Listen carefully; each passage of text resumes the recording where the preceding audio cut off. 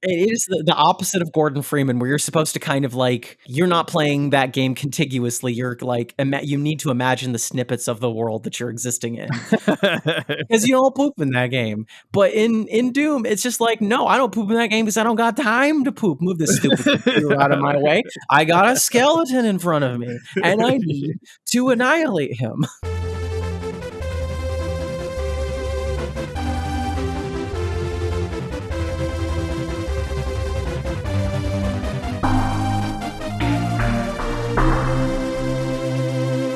I don't think we had a chance to get into this, but have you ever seen the speed runs for Baten Kaitos 100%? No, what are those like? Guess how long it is. I don't know, like 30 minutes. 5 minutes. That's cute. Wait, for 100%? Wait, 100%. So like, okay, all cards. Shit. 20 hours. That's adorable. Oh my god, what is it? It's over 300 hours. To 100% Baten Kaitos. Because you have to wait for the cards to change in real time. What? Yeah, like what does that mean? there's like a card for like milk, and you have to wait like in real time a certain number of hours to turn into yogurt. That's wild. Wait, there's cards that are just like that, not just milk? Yeah, several cards are like that. I don't know exactly how it works, but I'm sure there's like a chain of cards where you need one to get the other, and you're just it's just all killing time. Like after a certain amount of time. That's not a speed run. That's just a 100%. I mean, yeah. Well, it's like Wind Waker. Run. Yeah, it's like Wind Waker. You can't 100% Wind Waker and call it a speed run. I mean, you can do it faster than someone else.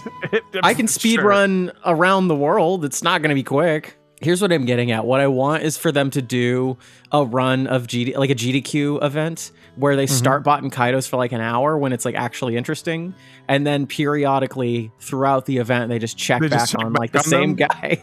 I guess if you're running the entire week. Wow, how do you stay up that long though? Welcome to Brain Lords, Video Games of the Mind, a panel discussion between artists and the art they love. I'm host Kyle, I go by Cute Monster Props, and I'm an SFX artist for the video games industry. I work at Vulpin Props, making trophies for major esports tournaments, as well as life-size items, weapons, and characters from your favorite video games. With me as always is my co-host Jorge. Please tell us a little bit about yourself. Hello, I'm co-host Jorge, part-time co-host, part-time illustrator, part-time graphic designer.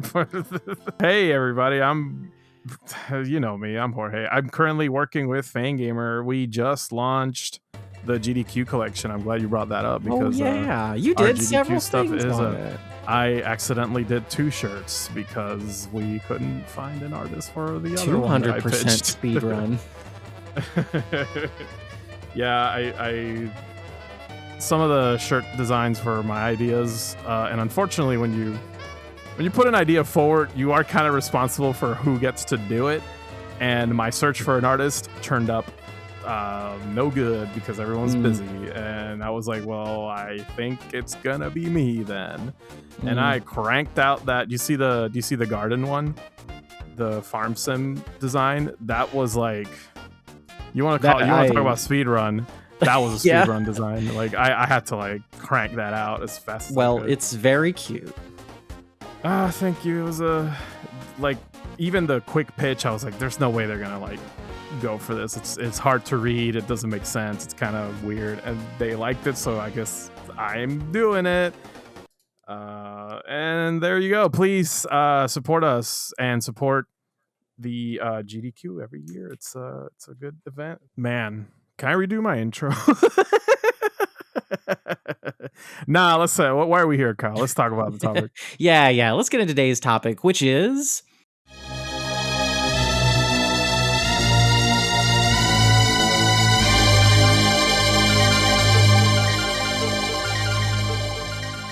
every game is a role-playing game.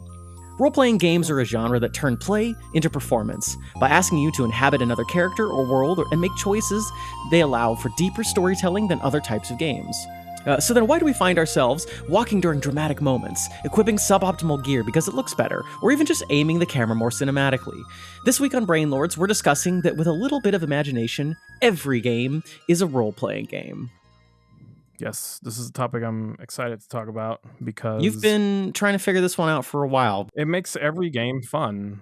piecing together the blanks in a video game is the fun part to me, I guess. Mm-hmm. And I wanted to figure out if that's the same for you, where just because a game doesn't give you a dialogue prompt or doesn't give you like a linear path to follow, that you still make your own choices despite how, like, where it holds your hand or how it pulls you here or there. Mm-hmm. There's always an opportunity for the player to express themselves in some kind of way.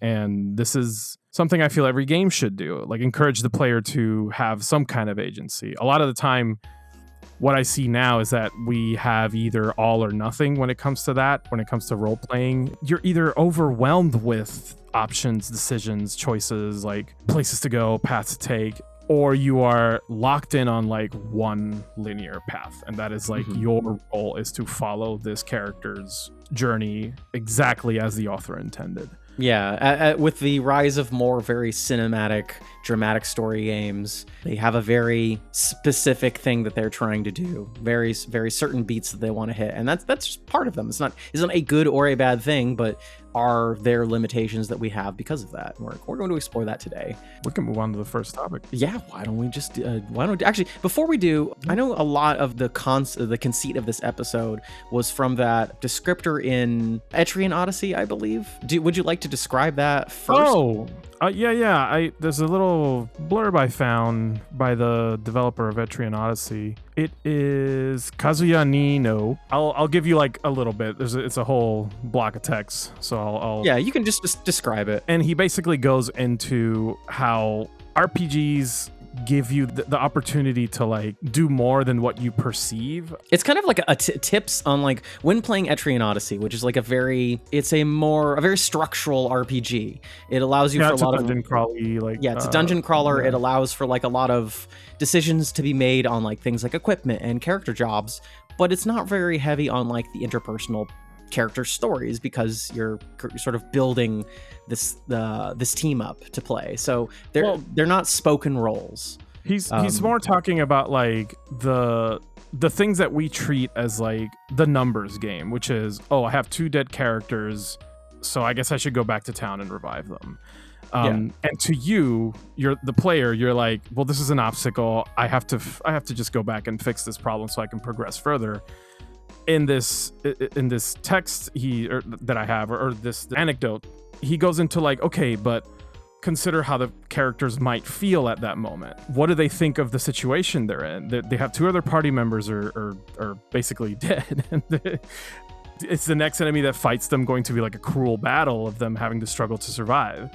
Yeah. Let me read one sentence here. For example, a landsknecht who uses an axe might eat his meat with his bare hands and no utensils, but one who wields a sword might prefer a knife and fork for dinner. You might think differently, but if you can imagine small details like that, you might find that you enjoy this kind of RPG even more. So it's basically asking you to like, hey bud, use your imagination a little bit. Well, also humanize the characters. Yeah. In a way that the game...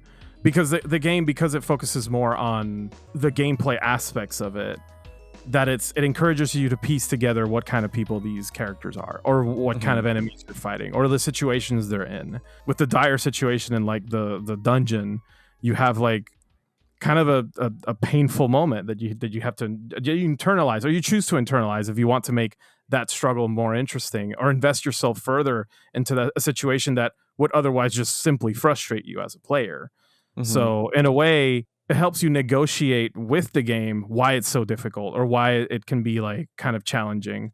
Another game I think of is Dragon Quest III, which I've been playing recently, where the game kind of just tells you go here, go there, and there's little episodic stories in between and in like the little towns you find, but your characters don't really interact so far as like very rare moments where like a little bit of dialogue is necessary out of them. Yeah. You get to put a lot of yourself in those characters. And I think it's why, at least for our generation, and especially in Japanese players, people kind of parse out and extrapolate personality traits out of like class type characters and characters that don't actually have any personality in the game. But because they look a certain way, or you play with them in battle and they act according to their stats, they kind of gain a personality, and that's done through like imagination.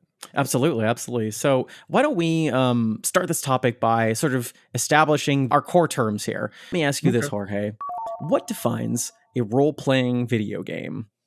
So before we talk Uh, about like how yeah. every game is an RPG, let's define our terms here. Okay. For me, a role-playing game is one of two types of video game.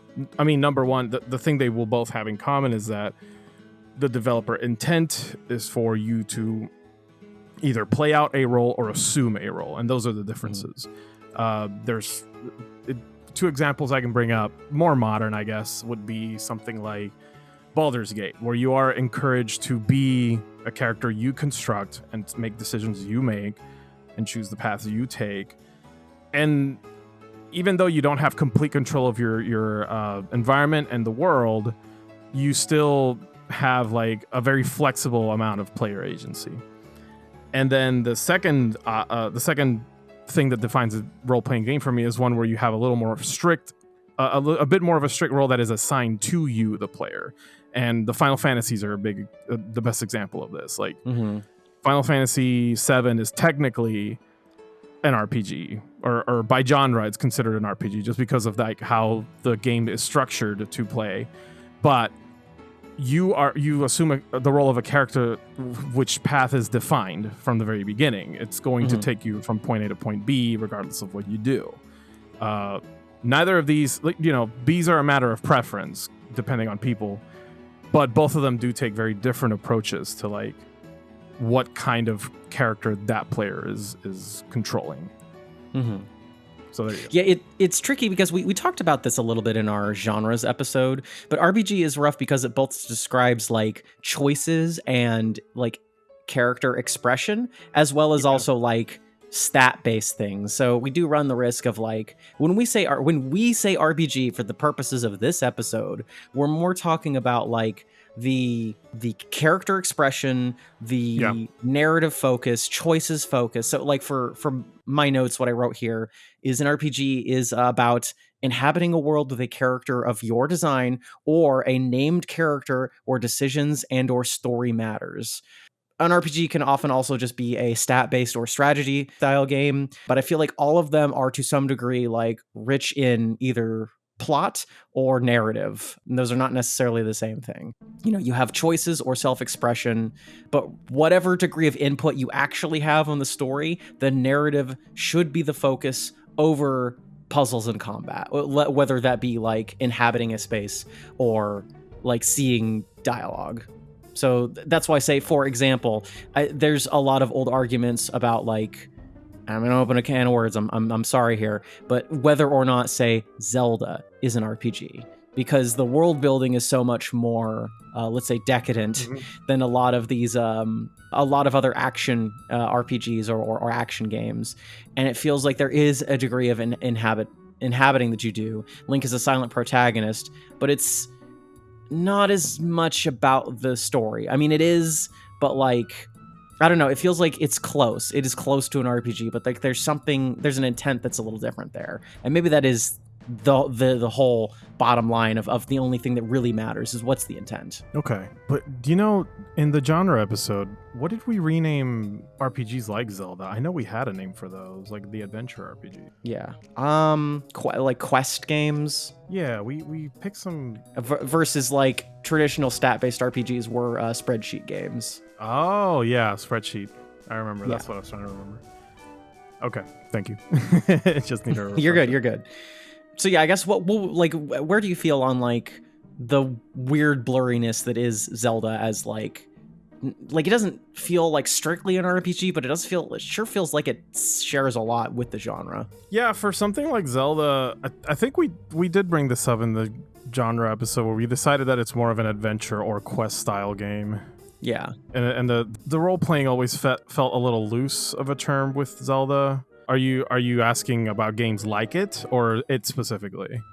It specifically, but you could, if it makes more sense to just, I think Zelda's in a unique space too, because Link has the history of like being like an androgynous silent character that's meant to be like sort of an insert or more relatable to the player. So yeah, I guess as time went on, that's become more obvious that the intent is for you to be the character. That is you, the player, is you are Link. And textbook definition, that is a role-playing game. Yeah. But I guess the things that kind of pull you away from that is the fact that these aren't really as narratively driven of the type of games as they used to be. I would say like maybe some Zelda games fall into the category of RPG more neatly or justifiably than others, whereas the rest of them fit more into an adventure type of game or a quest type of game, or like the story largely happens at you. Yeah, or the world is the story, you know, like the setting, and really it's more of a framework to put you in interesting puzzle situations and combat. Yeah, it's more about getting you to like, because at the end of the day, like I feel like the reason you play a Zelda game is to kind of lose yourself in between sessions of like push the block here, now push the block over there, push the block into the hole, and it falls through and hits the switch. Like, you know, it's novel exploration and puzzle experiences that are connected by a broader world and story. And characters. I feel like the characters are probably the thing a lot of people remember when it comes to Zelda games, more so than the games themselves. If you want me to hot take something about Zelda, I feel like a lot of people tend to gravitate more toward the cast of characters, like what kind of people inhabit this world, how do they make me care about the world I'm in, more so than like the gameplay itself, if you ask me. Even if those are focuses, like Nintendo as a developer, in my opinion, always tends to focus more on gameplay aspects than narrative. Yeah. And I will say, to their strength, like the world building is like, it draws you in. Like it's incredible, the work they do and making you feel like it's a space that matters. It's just not really about Link's journey, you know?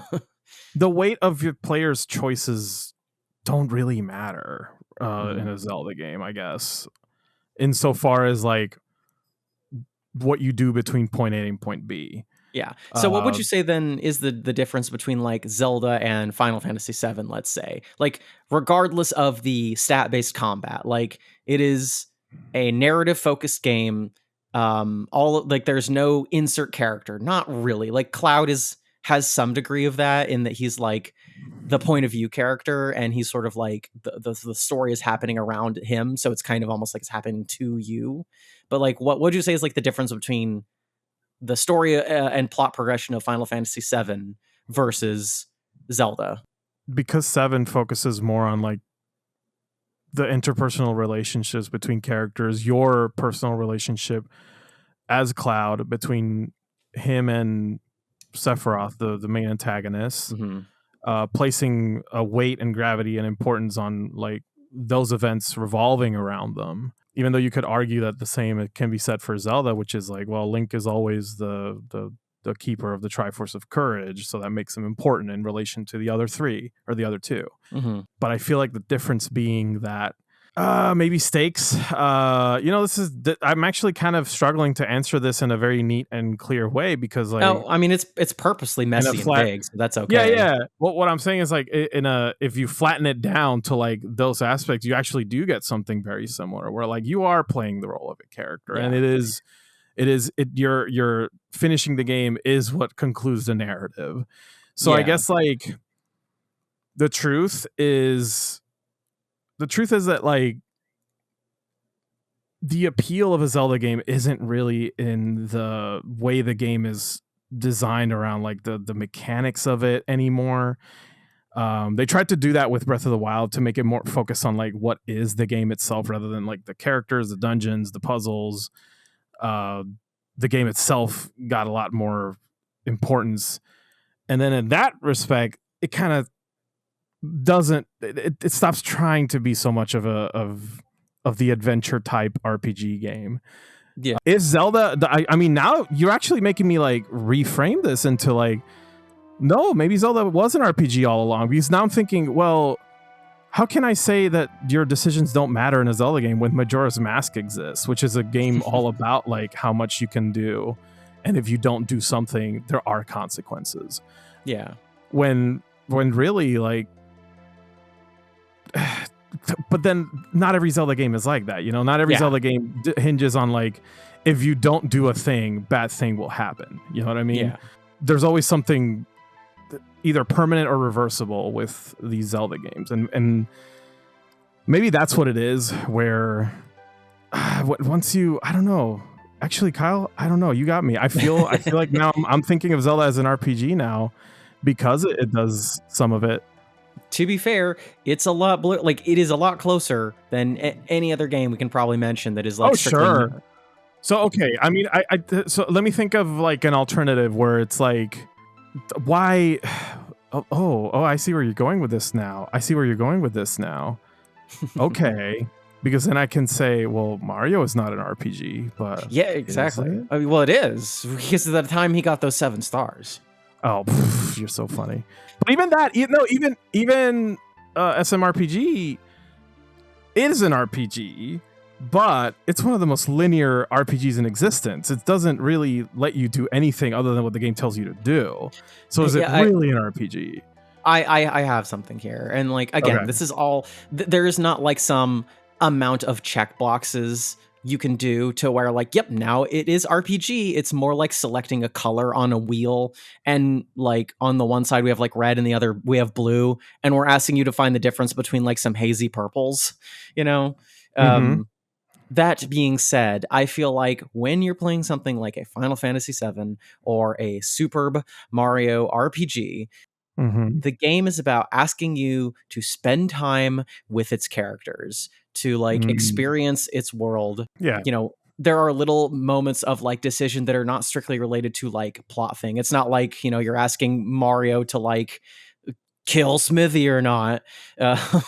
It's more of like when you equip something, it gives you room to imagine that. When there's little yes and no's that like give a lot of charm and personality to the world. In Final Fantasy VII, it's about how you customize your characters with the materia system. And like, because they have such a defined presence in the storytelling, not like literally the plot, but just in like how the game presents like writing in characters through gameplay and text, you're able to imagine and intended to imagine more for that world because of the systems of the game. Whereas I think a lot more of Zelda is about facilitating novel exploration. Yeah, when the story is merely a framework, or I shouldn't say merely, but when the story is in service of the gameplay, that I guess that's the difference between a Zelda and a Final Fantasy. Zelda has a story that exists to make the gameplay the priority, and Final Fantasy has a game that exists to make a story a priority. Yeah. And so I guess then like broadening back to like the rest of our episode, when we're talking about things that are non-RPGs that are letting you express like a story of your own or role play on your own, or elements in an RPG that are not intended to be strictly like expressive story moments, like imagining these things in Etrian Odyssey. Like I think that's more of what we're getting at. Yeah, so I feel like that's kind of like what we're talking about on today's episode is like, the beauty of a Zelda game is it gives you so much room to imagine like things about the world, to about like the scale of things, like it's the dungeon's not literally like 5 screens away from the town. It's like you need to think about it a little bit more abstractly, and that's kind of what we're talking about more today on like how to use your imagination to make games cooler. I mean, I want to go further than that. I want to go into instances of like non-RPG games doing that for you. Yeah, so absolutely. Like there are ways that you can express yourself and make the games feel more personal, or play to a character more in games that is never the intention on that. So I agree. Let's move on to our main topics today. Jorge, I got a question for you. Have you ever imagined something in a game that made for a better, more personal experience outside of the developer intent? Yeah, so this is where the fun begins. There's moments in to go into more. Yeah, to escape the realm of RPG and think of things you place into the gaps of like a gaming experience that invest yourself in the characters more. yeah, there's instances of that where, I'm trying to. Oh, okay. I have an example. Okay. This is unfortunately like because it was kind of spoiled for me, but Alright. like, there's things in like Metal Gear Solid. I was about to bring that up. Go ahead. Let's start with Metal Gear Solid. Metal Gear Solid is a good example of this because there is like enough player agency, and I'm going to use that term a lot, to allow you to play the kind of game you want to play.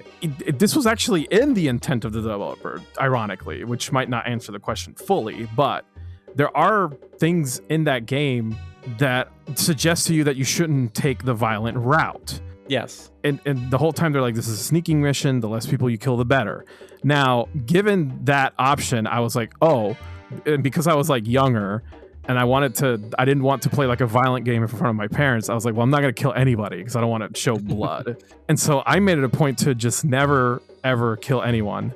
And that does kind of get to your head a little bit because like you start thinking of, and this is the meat of the episode. Oh, so does that mean Snake wouldn't kill anybody? Is that like a thing he believes in? You know what I mean? Like you start assuming a role where it's like, okay, fine. I have to be consistent with this now. I have to. The game is agnostic to usually, like, other than basically like the end in MGS3, and even then, the game is largely agnostic to the amount of bodies that Snake has, and like the bosses usually die or are taken care of, whether or not you drain their life points or their stamina points or whatever. And in like original one, you know, a punch is a punch. They don't have a stamina meter, right?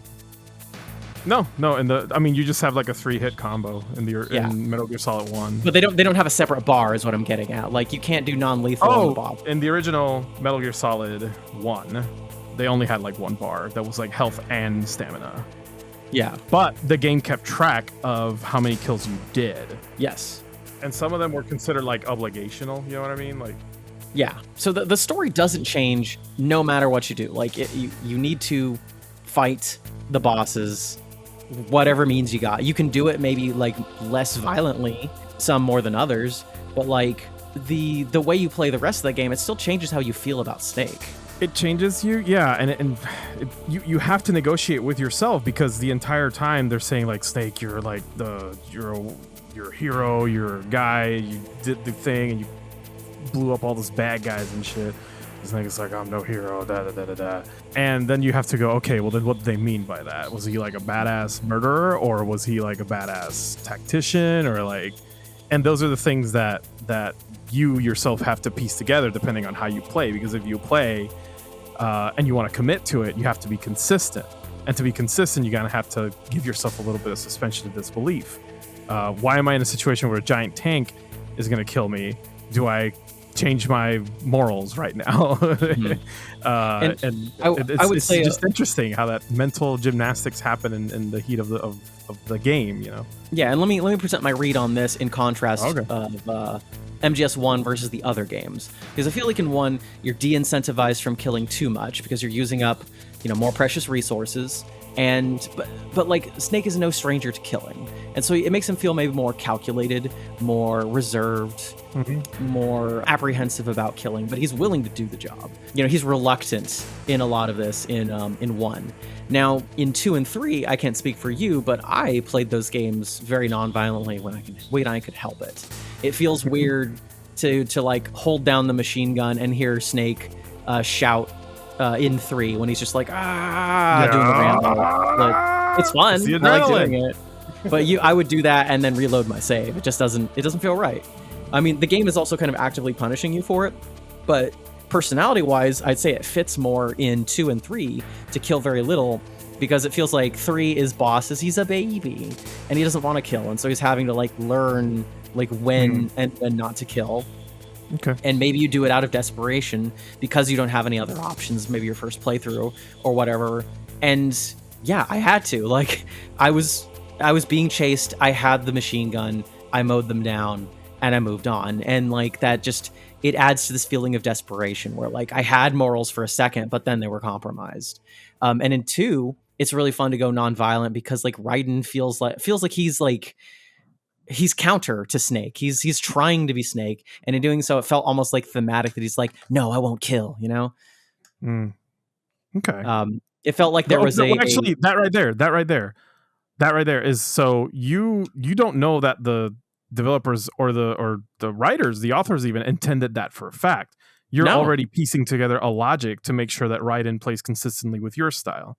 Yeah, just because it feels cooler for Raiden to be a little like, high and mighty about his stuff, because that's how his character is. And yeah, right. Like, there's nothing about the game that's telling you you have to do that. It's giving you options to explore that and express yourself. And I think the more that I put myself into that, or just like gave a purpose to what I was doing, the more interesting it was. There you go. So that's what I want to hone in on is that the logic loops you go into in order to like better your experience, your personal experience with a game. I have another example if you want it. For it. So something interesting about the Mega Man X series is that it is kind of light on story, but there is like a little bit deep inside if you do dig around. Now, that being said, there's still a lot you have to put together yourself. Yeah. And something that I've always found interesting about it is that there's like an actual deep philosophy behind like X's conflict between being given a conscience and like a good one theoretically, but then being armed with like a destructive weapon inherently, like it's built within him. And I always found these things like really engaging, really interesting once I start thinking about them, but the game never really wants you to like use that with anything more than just aesthetic. Something that I always found fascinating about the story is that like that philosophical difference between X and Sigma, Sigma being like a copy of X after Dr. Kane discovered him like deep underground. And the game always kind of frames Sigma's revolt as like a virus, or that bad robots become Maverick because they disobeyed orders, or they're inherently malfunctioning, or like they don't operate correctly. They're not following orders. But then I started thinking, like, an influence can be kind of like a virus. Maybe Sigma is just like persuading, and maybe the Reploids always had free will. They just didn't have the time to be reliably taught to be good like X was. They all the thing with, I don't know if you know this about X, he was in stasis for years because Dr. Light was running like moral simulations in his brain to make him good, because if they woke him up too early, he would have been bad. He wouldn't understand good and evil. And Dr. Light did this as a precaution because, like, yeah, I also armed him to be like a deadly fucking weapon. But Sigma didn't have that time to process those things.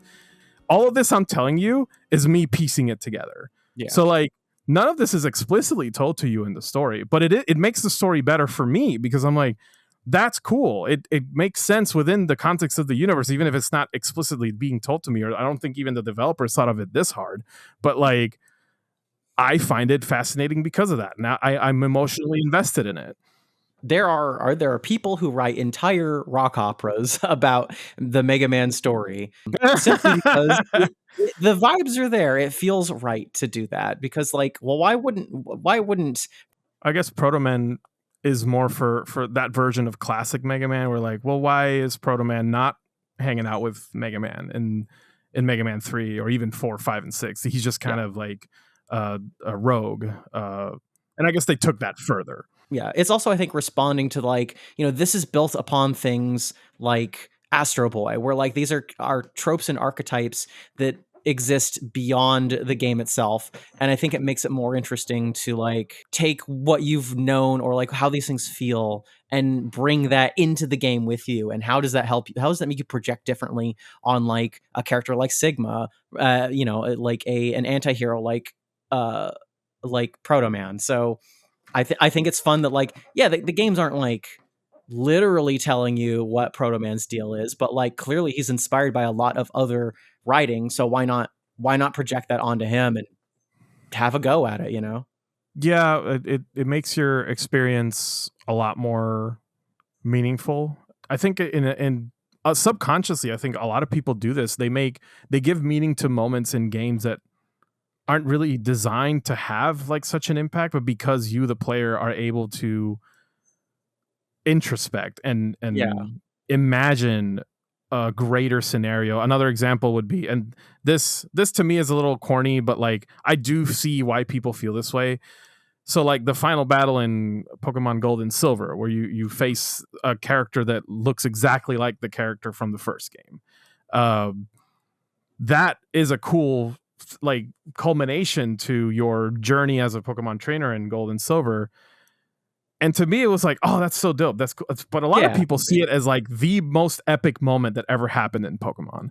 And like you don't have to go out and write a fan fiction about it to just be like, oh man, that's cool. You know? Yeah, but that's why people exalt it so much. They think of it as like a bigger deal because they see themselves. It's like, oh, that was me in the first game. Like, I don't know. There's like a you versus you kind of like context to it. I put all this effort in and work into beating the first game. And so the fact that the game, like, it doesn't even acknowledge that. It doesn't matter whether you've played the game, the first one, or not. Yeah. If you never played Red or Blue, that scene to you might be like, oh yeah, that's the champion. He's still the champion. Like the game is using all of its aesthetic of it. It's writing and its music and the way things are presented to you. Like all of the text is pointing in that direction. But because you have that emotional weight and you're bringing something into that. And like, there's always that interesting connect between like, oh, like when I saw the champion, I'm like, well, or like, are you talking about you or like your character? Like, but in a lot of ways, they're kind of exactly the same thing. Yeah, and I think that there's some intent to it, but I feel that the impact felt is with a lot of things Pokemon, in my opinion, are mostly bolstered by people's investment in the series already.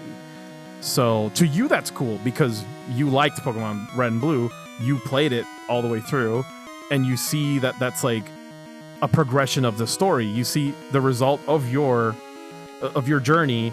It has manifested into like a moment in the second game. That's a reward. That's rewarding your investment. And then you, the human being who has like a powerful imagination and the power of understanding context, you think of it as like a big fucking deal, even though in a vacuum it wouldn't be. And if you had no connection to Red or Blue, if this is like Gold and Silver was your first game, you know nothing about the last one. To you, that's like the final boss. Like, okay, that was cool, but you know, big deal, right? And even if you don't know what he is, like it's just the champion, you know, like that's just right. It's the final boss. Why not think of something cool? But it's not. It's a lot of it. The heavy lifting is done by the subjective experience of the person playing the game. I did a lot of this in, Yume Nikki is a game that asks you to put a lot of like emotional thought into the things you see because there's basically no text in the game. And so the dreams, like it's all self-directed. There's like general vibes that you can get, but like there's no like grand story. And even if there was like an intent of like what the developer was thinking when they created Yume Nikki, it's like it doesn't matter. It is presenting to you imagery and letting you like just lose yourself in that. And so like I think it's cool to like the meaning to it. You give meaning to that. exactly.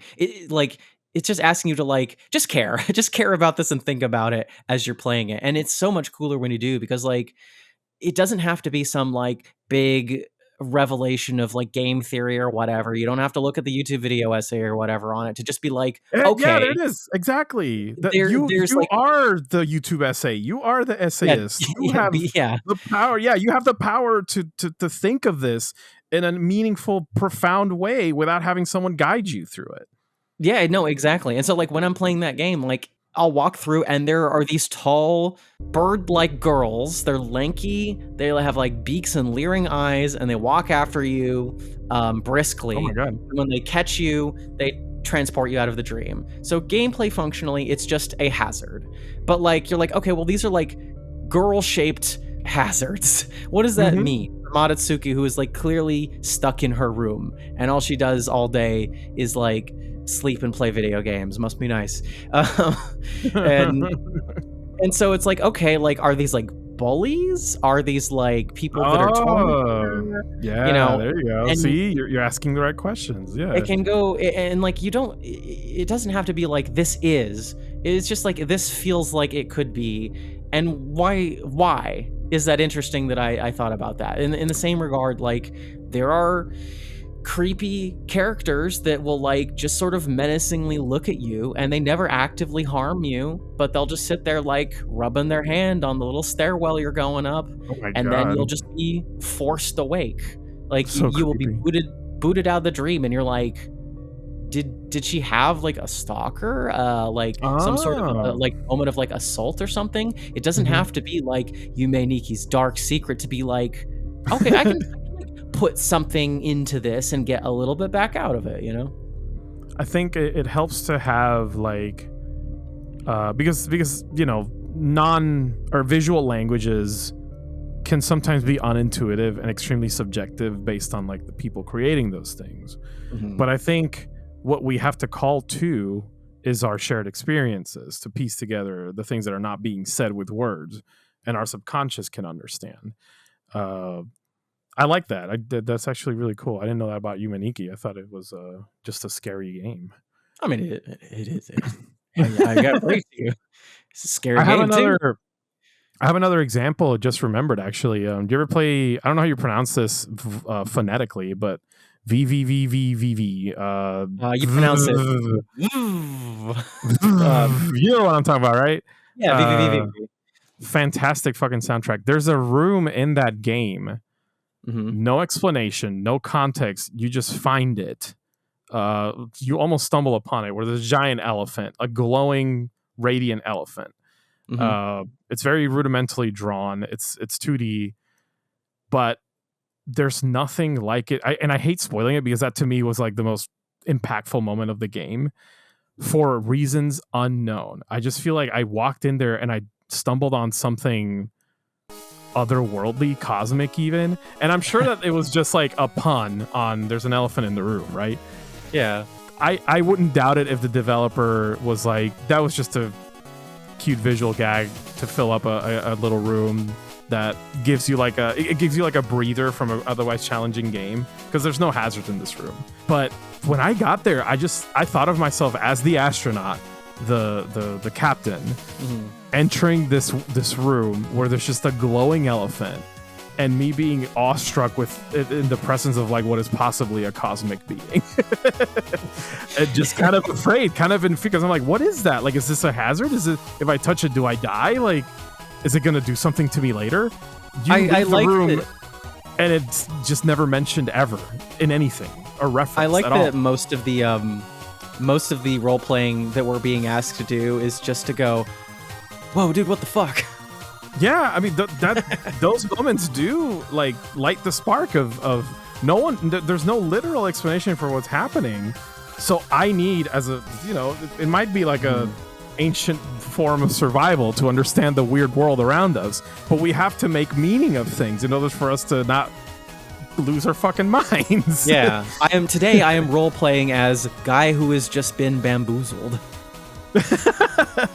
But that makes you receptive to that when something pulls you out of this like routine, this monotony, and immediately makes you ask like, what the hell was that? And you have to piece it together. Either you let it go or you make sense of it. And sometimes making sense of it is the hard thing to do.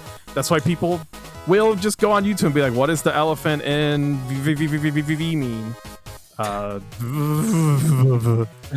Vending explain. Well, speaking of the monotony, Vending explain.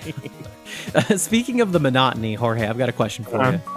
How can slower, quieter moments offer better storytelling than more active moments with dialogue and cutscenes? Oh, in this case, yes. Okay, I'm gonna get a little philosophical now. Okay. I feel like we have lost the ability to play games in a meditative state without that silly flow state that we always talk about. And I'm sorry for calling it silly, but when I say that, I'm referring to like even, here we go, old man mode activated. A lot of games, modern games specifically, want to cut away like the quiet moments because they need you to be actively engaged with the product you just purchased. They need you to actively spend hours and possibly money into the thing you're engaging with, which is why you don't really see a lot of slower paced games anymore. every moment of silence is occupied by voice acting or combat or stimulation, some kind of like little, I'm not going to call it a dangling key. That's a little too derogatory, but like stimulation. Everything has to be stimuli. So what we lose with taking away those moments of quiet, meditative, contemplative states of being is that we allow ourselves to think of what could be happening in these moments. What are the characters saying? What are they talking about? How do they engage with each other? How are they reacting to the world? How are you reacting to the world? What do you feel right now when you just hear the music play over and over? Yeah. What's going in your mind? Like, do you imagine a scenario where the characters are acting out like a moment together, or do you start thinking, how do I feel about what happened just now? Like that, like the last story beat. How do I feel about that? Yeah. Do you have a conversation with yourself? Like, do I like this game? Do I hate this game? Those are the things that I feel are given in times like that. So a way I like to think about this is that, the movie uses the montage because your brain is really good at looking at two images. I forget the exact term for this. It's like the Khrushchev effect or something like that. But your brain's really good at looking two images and extrapolating information in between them without being told that, you see someone like looking, grimacing down at a bowl, you cut to the bowl of food, then you cut to an empty bowl later. Oh, they ate the food. Like, that's just how your brain works. Video games are kind of the opposite thing, where it is about like a culmination of time spent. You don't really use montages unless you're using the cinematic montage in a cutscene in a video game. It's more about the downtime. Okay. It's about like giving you like room to feel or imagine or just extrapolate based off of the stuff around you. Because like in a lot of these games, you don't use the toilet, so you kind of just got to imagine that it feels like you're playing like the spaces in between. Or if there's a toilet, maybe you do use it because you're like, oh, my character might have to poop. So you go in, you pretend to go. The game never goes like, your character took a shit. I mean, some games might, but I'm gonna spoil this not actually spoilery thing. In Deltarune Chapter 5, I was given the opportunity early in the game to flush a toilet. You best believe I flushed that toilet. But that's in every chapter. You can do that in almost every Deltarune. But the game's not like, and then Chris pooped. Yeah. But I would feel wrong simply for not flushing that toilet. So, but let's get back. Real quick, I always think of Breath of Fire. They always, like, especially 2 always has a wash closet, a washroom. However the Canadians say it, because it says WC on the right tile. Yeah, so and I always go in and I'm like, well, either what's in here or I think my character needs a break. It's there. It just feels right to sit with that. But let's talk a little bit more with like lingering in video games. I feel like there's something to find out. Are there games that let you poop? Go on, sorry. Oh, plenty. I'm sure you need not. Rest games assured. That let you poop. Yeah. You can poop and pee in Death Stranding. Oh, that's right. Well, you can pee. I don't know if you poop in Death Stranding. I mean, you can use a toilet. Okay. Yeah. Then for all intents and purposes. Yeah, which functionally is, pooping I don't know confirmed. about you. Yeah, I always confirm my poops. I don't poop on command. But so let's talk about things like, say, for me, what I think of is like lingering on a vista. Okay. You get to a cool hill in a video game, and I don't know about you, but I always spend a minute like just taking it in. A, because it looks cool, but B, because it just feels like it feels right for like how I'm expressing this character, that like there's a moment to just take this in. Yeah, so you are role playing that moment. Because you are assuming the character would be stunned by the view. Like, exactly. This is what I don't know. Sam Porter Bridges might stop and look at like the horizon and be like, "Damn, this is one crazy world, huh?" And then keep going for a little bit. Yeah, because you're not necessarily like always like running through everything in real life. To actually talk about like downtime, I have a really cool example I always like to think about. Of course, the game Mr. Gimmick, correct? Mm-hmm. So one of my favorite little moments in that is like, I think it's the first level, the little pirate ship level. And there are plenty of parts in that level where you will go from like a little jumping challenge, and then you'll go like on the underside of the ship, and you're just in like a little tunnel, and you can see like little fishies. And there's no enemies in the tunnel. There's no anything. It's maybe like gameplay function wise, it's probably to give you a moment to rest and have downtime. But like someone had to make that hallway and make it kind of neat and have little fishies that go back and forth that you can look at through the little porthole. So like, you know, they're like there will be to the little window. Yeah, you want to like align your little character sprite in the little window, or like Gimmick looks funny when he does it too. There will be like you go to the back of the ship and there's just like a little view, and like I feel like having the chance to not constantly be tapping your fingers both helps like you enjoy the moments where you are tapping your fingers, but also like it makes the world feel bigger. And that just feels right for how I'm expressing like the smallness of my character, and then like I don't know, it feels right to take things in. It gives you that opportunity to introspect, which is the thing I feel gets lost with a lot of modern games. There's not enough faith in the player to enhance the experience. It's always done for you. I like those. I like those quiet moments. I feel like one of the ones I always think of is UFO 50's Divers game, the one with the little dinosaur dudes that go underwater. Yeah. There's one room in that entire map that is completely empty. There's nothing in it. The music is different in it too, and you think, oh, there must be a secret in here, and you'll swim and swim and swim. And you'll find nothing. It's just an empty room, a gigantic empty room. And at first I thought, oh, maybe this is like a commentary. Maybe the game was a little incomplete, or maybe this was one of the developers putting like some kind of meaning behind something that only they understand, some kind of in universe reason why this room exists. But then I thought to myself, wait, this is like one of the hardest games in this collection, and I was given a break room to take a moment to fucking breathe and reflect on how hostile this fucking world is and realize that I can swim around freely without a fucking enemy encounter. And suddenly I'm like, oh, okay, I don't know if this has like a literal meaning to it, but to me this is like a moment of reflection. Like, how difficult is this world? If I am a diver, if I'm one of these diver fish guys, I would treat this room as sacred because I'm like, there's no evil here. Yeah. I can rest. and that made that room more powerful to me. It gave it more meaning than any literal explanation anyone could have about that. Any YouTube explanation could tell me, that already has meaning to me. Jorge, I have a small favor to ask you.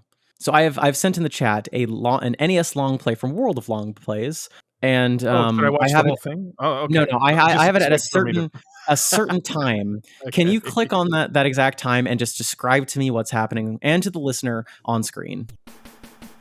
Oh, the soundtrack is so good. It's so good. Oh well, he's on a little boat. The little green guy is very funny. I love this game. He's on a little boat. Now he's going. Yeah, he's dodging cannonballs. There's just an area where it's like a little coast right off near where the boat is, and there's nothing. There's just like little birds hovering, flying in circles. The sky is beautiful. The water is serene. There's no danger to the player in this room. Yeah, to put this very literally for people listening to this, hearing my voice right now, hello, listener. When the boat goes to the edge of the screen, there's a number of platforms. There's a big one at the bottom, and then a smaller one, another smaller one that's like diagonally up and away from it. And then you can see clearly the shadow of like a fourth one. And so it's very clearly visually directing you to hop up these platforms. But then the boat goes all the way to a little rocky, grassy knoll, and like you can just go to the right, and if you do, you just see the edge of this like tiny little cliff with grass on it, and that's it. Yeah, there's just birds and waves. And so in the long play, the guy just kind of jumps there, and when you jump, your little Mr. Gimmick, he just goes like wah wah with his he does mouth. this little like Mega Man jump where he's got like the arms up, one leg down, and mouth open. And so I don't know, just like the fact that he just kind of like jumps twice, pauses, jumps once, and then like turns around. I don't know. It's just like that is more story emotive. Like, that is the intent of that scene, is to just be a little Mr. Gimmick. If you were lame and boring, you would go into this place and go, "What the fuck is this? There's nothing here. What? That's it? Okay." And then you just turn around. Mm-hmm. If you're paying attention to yourself, to what your brain is saying in this moment, it's telling you, man, take a moment, take a breather. Yeah. Take it easy. This game is hard. Stay here as long as you want. Do a little jump. You ready? Go back. Yeah. And it feels right for the story that Mr. Gimmick is trying to tell, which is that the world is destined to try and kill you. Terrible. It's so scary, and you have to go save your lady friend. Mm-hmm. Well, I say lady friend, but it's like the human owner. The plot of Mr. Gimmick is that you're a little toy, a cute little plush green dude with a little horn on his head, and the other toys are jealous of you, so they kidnap the little girl, and you have to rescue her. It's a very sad story. It's also one of the, like, as cute as it is genuinely one of the hardest puzzle platformers. It's insane. Yeah, even on the even by NES standards, it's ridiculously hard. Mm-hmm. Well, Jorge, why don't we take a quick break with a segment I call Game Ratings.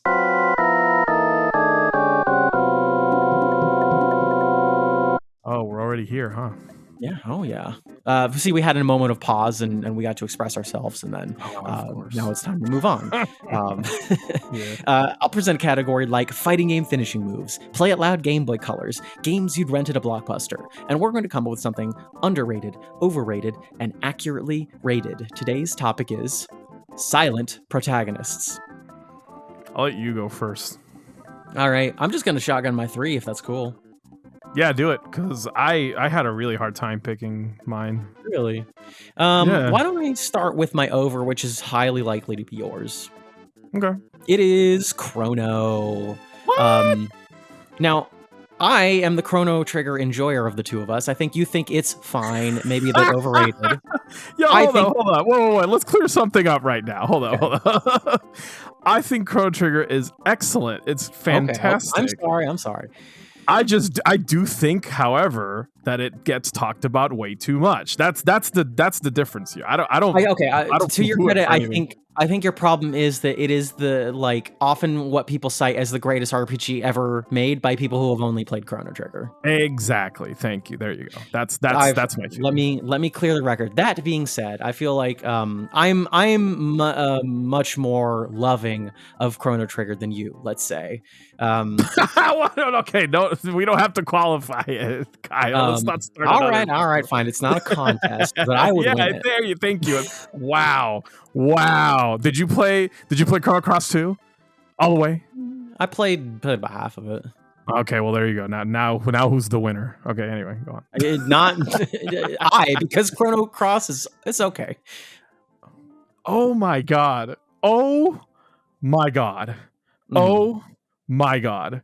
I don't want to hear this. Okay, what is your just go on.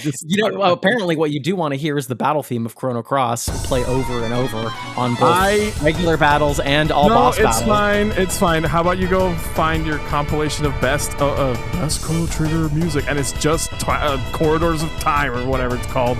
Play it on over and over because it's the only song everyone ever talks about. As far as I'm concerned, there's only 2 songs in this fucking game. Okay, I'm sorry. No, Kyle, see what you do to me? I baited you. Chrono Cross is a fucking masterpiece. Best soundtrack ever made on a PS1. Anyway, go on. All right, so Chrono Trigger, I think, is a game like where the style is amazing. You know, the texture of like the animations, the music, presentation is some of the best of that entire console. The characters themselves, I think, are interesting Some of them have, I think, more thoughtful arcs than others. But when you compare it to, I think, the depth you get on a Final Fantasy VI or some of the other RPGs of the genre, I think the characters are stylized. I think the characters are expressive. But it's maybe not as heavy hitting as some of the other RPGs on the SNES. Chrono, I think, is cool. I like his design. Even though he emotes a lot as a silent protagonist, I just don't think he's really doing all that much. He's just a Dragon Quest character stuck in a Final Fantasy game. Yeah. I think also because his expressions are so cartoony when he's just like pumping his little fist and doing the like, you know, it just doesn't, I don't know. Like I've seen lesser animations, like more limited animations from sprites in other RPGs where a character will just like turn and maybe like flick their little arms a little bit. I know who you're gonna say. I know you're gonna mention a character in this that I think is comparable to a better example of what Chrono does. You already know where I'm going with this. Yeah, so yeah, I just feel like I don't know, Chrono, like I wish that maybe his gestures were like a little less silly, or I don't know. I don't know what I'm looking for, but I feel like people love the characters of Chrono Trigger, and I feel like I just don't know that Chrono adds anything to that story. I mean, when you like without describing, this is a a Mr. Plinkett thought exercise. Without describing physical or appearance traits of a character, what is Chrono's personality? Yeah, I think maybe that's it. Like I would rather him be a voiced character in this. Yeah, because at least we would know. Because as far as I know, he's just like aggro jock kid. Yeah, he's just kind of plucky, I guess, but not like, I don't know. So I just think I think that what he's adding as a silent protagonist as an insert is just not really. I don't think what I have to say in the world of Chrono Trigger is that interesting. You can speak for me, like game. It's fine. It's funny because yeah, you're right. Every other the rest of the cast of characters shine in that game. They're so fleshed out. They're expressive and fun, even if they don't have like the deepest arc. They're interesting to look at. Even without the arc, they're like the rest of the cast. I feel is like genuinely compelling to me. So that's my overrated, and then I will contrast this with my very obvious underrated. Say the line, Bart. Is Mario in Mario RPG. See, I thought you were going to say accurate for this one, because I think this one gets a lot of praise. I feel mixed on it because like I agree that like the people that love Mario RPG like love like who Mario is, but I think if you ask Nintendo proper, I think is underrating the potential they have for Mario. That is where I see it as underrated, is when you compare any sort of Mario thing, the Mario film by Illumination, like the modern Mario platformer games, where he's just so milquetoast. And like when you go back to Mario RPG, he's ready to punch a child. I think he's a little bit funnier as like a little bit more deadpan, as a little bit more of a straight man, as this like funny little pantomime thing. And I just wish that like we had it so good. We really nailed this just like the straight man to all of like the world's antics. It felt so perfect to just have this like regular Italian guy have to deal with all of these insane things and just be like, you know what? Like it's a living. And it's just underutilized, I think, in the current oeuvre of modern Mario. So that's why I think it's underrated. That's interesting because, well, okay, I'll just let you finish. Yeah. Now I couldn't do that as accurately rated because here's my accurately rated, Jorge. Okay. My accurately rating is rated is one just for you. It is 2016's Doom Guy. Oh, good one. You pull a good one out of there. The boy be ripping and tearing. That's all you do. You just feel like Doom Guy. He's just you never break character. I wish I picked this. He's just the guy. And like, oh my god, I feel like I know his exact personality, even though he never speaks that gosh darn word in that game. It's great, and no one misses the beat on role playing in that, because it's just like you don't need any words to have a breath of the character of Doom Guy. I wish I picked this one because like I have so much to say. Like this is why Doom, the 2016 Doom is it 15 or 16? 16. I always forget. For a game that's like one of my favorites, I should remember this. 2016 Doom just from the very beginning, it's the way like the screen when he awakens and there's a screen next to him that's like, oh, we're gonna explain how all this shit works, and he just like grabs it and like pulls it away, and I'm like, yeah, who gives a fuck? And that just like frames his character perfectly, because it's like, no, I have a job to do. I need to go. I don't have time. It is the opposite of Gordon Freeman, where you're supposed to kind of like, you're not playing that game contiguously. You're like, you need to imagine the snippets of the world that you're existing in, because you don't poop in that game. But in Doom, it's just like, no, I don't poop in that game because I don't got time to poop. Move this stupid computer out of my way. I got a skeleton in front of me, and I need to annihilate him. Just the way he embodies like righteous anger, like way to get the player completely and immediately invested in a role, and it's like, hell is open, there's demons coming out, you need to kill them all. I am done with this. But he's not like eye rolling. He's just more like, you telling me hell was opened by a fucking corporation trying to make profit out of energy? Now I'm even more pissed off. Yeah. And it's just immediately like you're in the role. That's it. Like, that's all you need. It's just perfect. They got it exactly. Like, damn, I'm jealous. It feels right to be annoyed by the game's antics. It feels fine to just be immersed in it and kill it anyways, because that's what you're gonna do regardless. So those are my picks. Jorge, what you got? You know, for the overrated, I was struggling a little bit, because both of the ones I was thinking of were like, do I want to start a fight with people? Like, is this me being mean, or do I actually have something to say about it? I'm gonna be honest, I don't really like Joker in Persona 5 as a silent protagonist. Yeah, I think he essentially is not a silent protagonist at all. Like, if anything, the game wants to imply it, but it's not. Like, you are just acting as the character anyway, which in a way it's good, but a silent protagonist he is not. And whenever I see him referred to as a silent protagonist, I'm like, you are just wrong. Like, that is you, the character. And he says quite a lot of things, actually. Yeah, the guy has spoken lines of dialogue. Like, this is not a silent protagonist. Even compared to like you or the other character in 3, I feel like Joker just, I don't know. It's maybe it's another like, is this like the Chrono paradigm where like the main character is so visually has so much going on that you're like, why is he quiet? Like, give him some lines. Why is he? Oh, and okay, I'm not trying to start shit with anybody, but I just don't think Joker's cool. Like, okay, they gave him a coat and knives and like a scary looking dude, and I'm like, that's just not enough. Like, I don't know anything about this guy. As far as I know, he's just an avatar for me, the player, to exist in this world. If Atlas really wanted to impress me, they would have let me pick between different genders for this character too. Like, that's the other thing I don't like about this type of silent protagonist, is that there's just something so strict about it, number one. And number two, it just kind of loosely defines what a silent protagonist is. And yeah, I just don't care for people calling him that. He's just the character as far as I'm concerned. And who is he? I don't know. It's all you. It's whatever you want him to be. That's another. It's the Chrono problem, where it's like, okay, without describing physical qualities of this character, who is Joker? Like, what kind of person is he?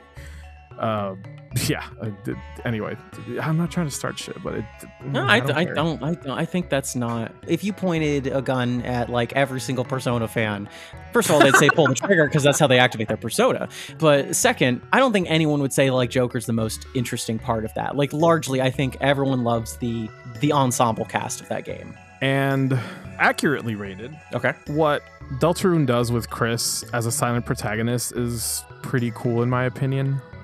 So I put this one in accurate because they are extremely versatile whereas like you have the rigid, like, well, you just have to be cool kid, the character, and that's your silent protagonist.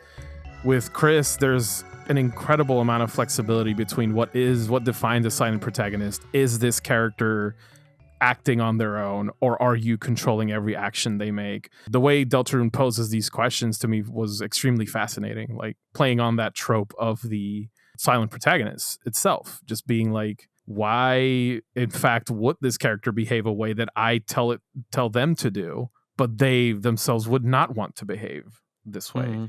does that make me the antagonist? Like it's a very interesting premise that Deltarune does with it, and I won't get into the details why, but yeah, I think accurate is fair on that one because like I think historically I have felt like Chris was often my least favorite part of Deltarune for a while because I just felt like there was just a lack of personality there.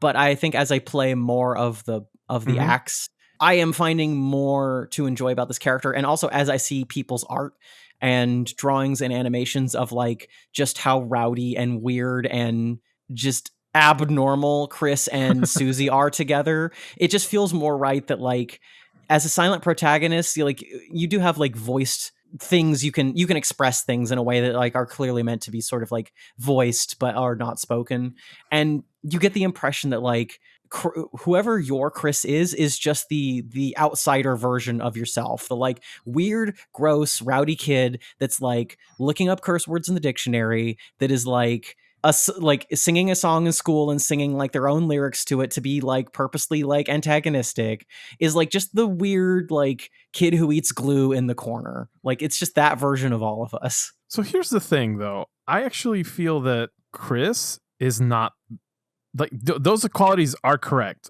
because you can piece together what kind of person Chris is on contextual clues, on narrative context, on a lot of things that you find in the world and how the characters interact with Chris. But the decisions you make as Chris are not Chris's decisions. This is what I feel the game is saying. So all those things you're choosing, you could roleplay as Chris, but you really are just yourself. Yeah. And that's the interesting thing about Chris to me, is that there's a conflict between the character and you, the player. Yeah, there are becomes more and more apparent with the longer you play the game. Yeah, there are key scenes in that game that are moments where like me playing this game cannot do this story related action, but the avatar Chris is able to do that for me if I allow them to do it. And that's a really cool moment of like storytelling. But yeah, that's my accurately rated, because right now I feel like Deltarune is getting a lot of praise. Rightfully so. Yeah, but, I'll say I think that sprite looks a little dumb. I think it's intentionally meant to be rudimentary just because of the nature of the game.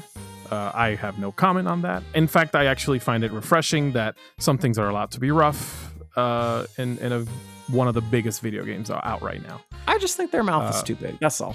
That's all. That's a really weird hang-up, but we don't have it's weird. I'm not saying it's normal. It's just I don't know why. I think their mouth is just too. It's got this Homer Simpson mouth. I don't know why it bugs me. No. Okay. I'm sorry. Anyway, and then for underrated, I don't even know if this is necessarily underrated. It just doesn't get spoken about a lot anymore. But at the time, it wasn't. Like, people were praising this back then. But I really, really like, and I always think of a cool silent protagonist is like Wind Waker Link. He's a cute little guy. He's a cute little guy with big cat eyes. He's a cheery little dude. He likes to hop around when he wins. Man, every time you beat a boss and he's just doing like his little, like a little dance and a little hopping and jumping. I think it's adorable. Kyle, I know what he looks like. I know what for the listener, Kyle just sent me a profile image of Chris from Chris Deltarune. Just why is their neck so long? Why they look like a triangle? Listen. They're a teenager, and they got, I don't know, they grew funny. Some teenagers grow funny. I don't know what to tell you. I like the front-facing sprite. Okay, I'm sorry. Please continue. This is just so. No, Wind Waker Link is. Yes, that's fine, Kyle. Chris profile view giant mouth. Chris can't hurt you. They're not real. Wind Waker Link. I don't know. I just part of the huge charm of Wind Waker is playing a character that is.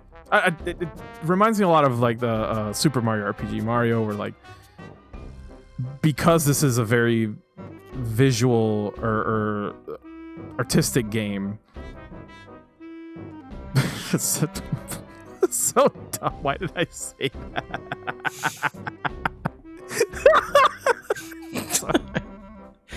Listen, Breaking news: Wind Waker's an artistic game. Somebody call Reddit. Anyway, No, I do agree that like compared to some of the other games, like you don't really get a whole lot of personality from like Ocarina of Time Link. You but get absolutely no personality from Ocarina of Time. But Wind Waker Link is a funny little kid. The jump from Majora, even Majora's Mask Link had like a semblance of a personality compared to Ocarina of Time, but like the jump from that to Wind Waker and having like a very expressive main character that we've never had before. No, like this is the first time Link emotes like quite like this, you know? That's meaningful to me. It still is. I still think of it fondly. The cute little kid. He's a fun little guy. I think, yeah, I agree. Also, like people were so drinks his milk. He does. He drinks his little milk. He literally drinks his little milk. No, I think you're right. I think he's underrated. He's just a fun little kid. He's great. He's underrated now. Like there was a time where people did acknowledge like, oh wow, that was the most expressive Link has ever been. And it's so cool. I mean, yes, but also I think back then he was also very underrated because people overly hated on it for no good reason. Famously. There was like a period of time when Wind Waker was getting the recognition it deserves. And I feel like that time has passed. And when the game came out, you're right. There wasn't any love for Wind Waker then. Mm-hmm.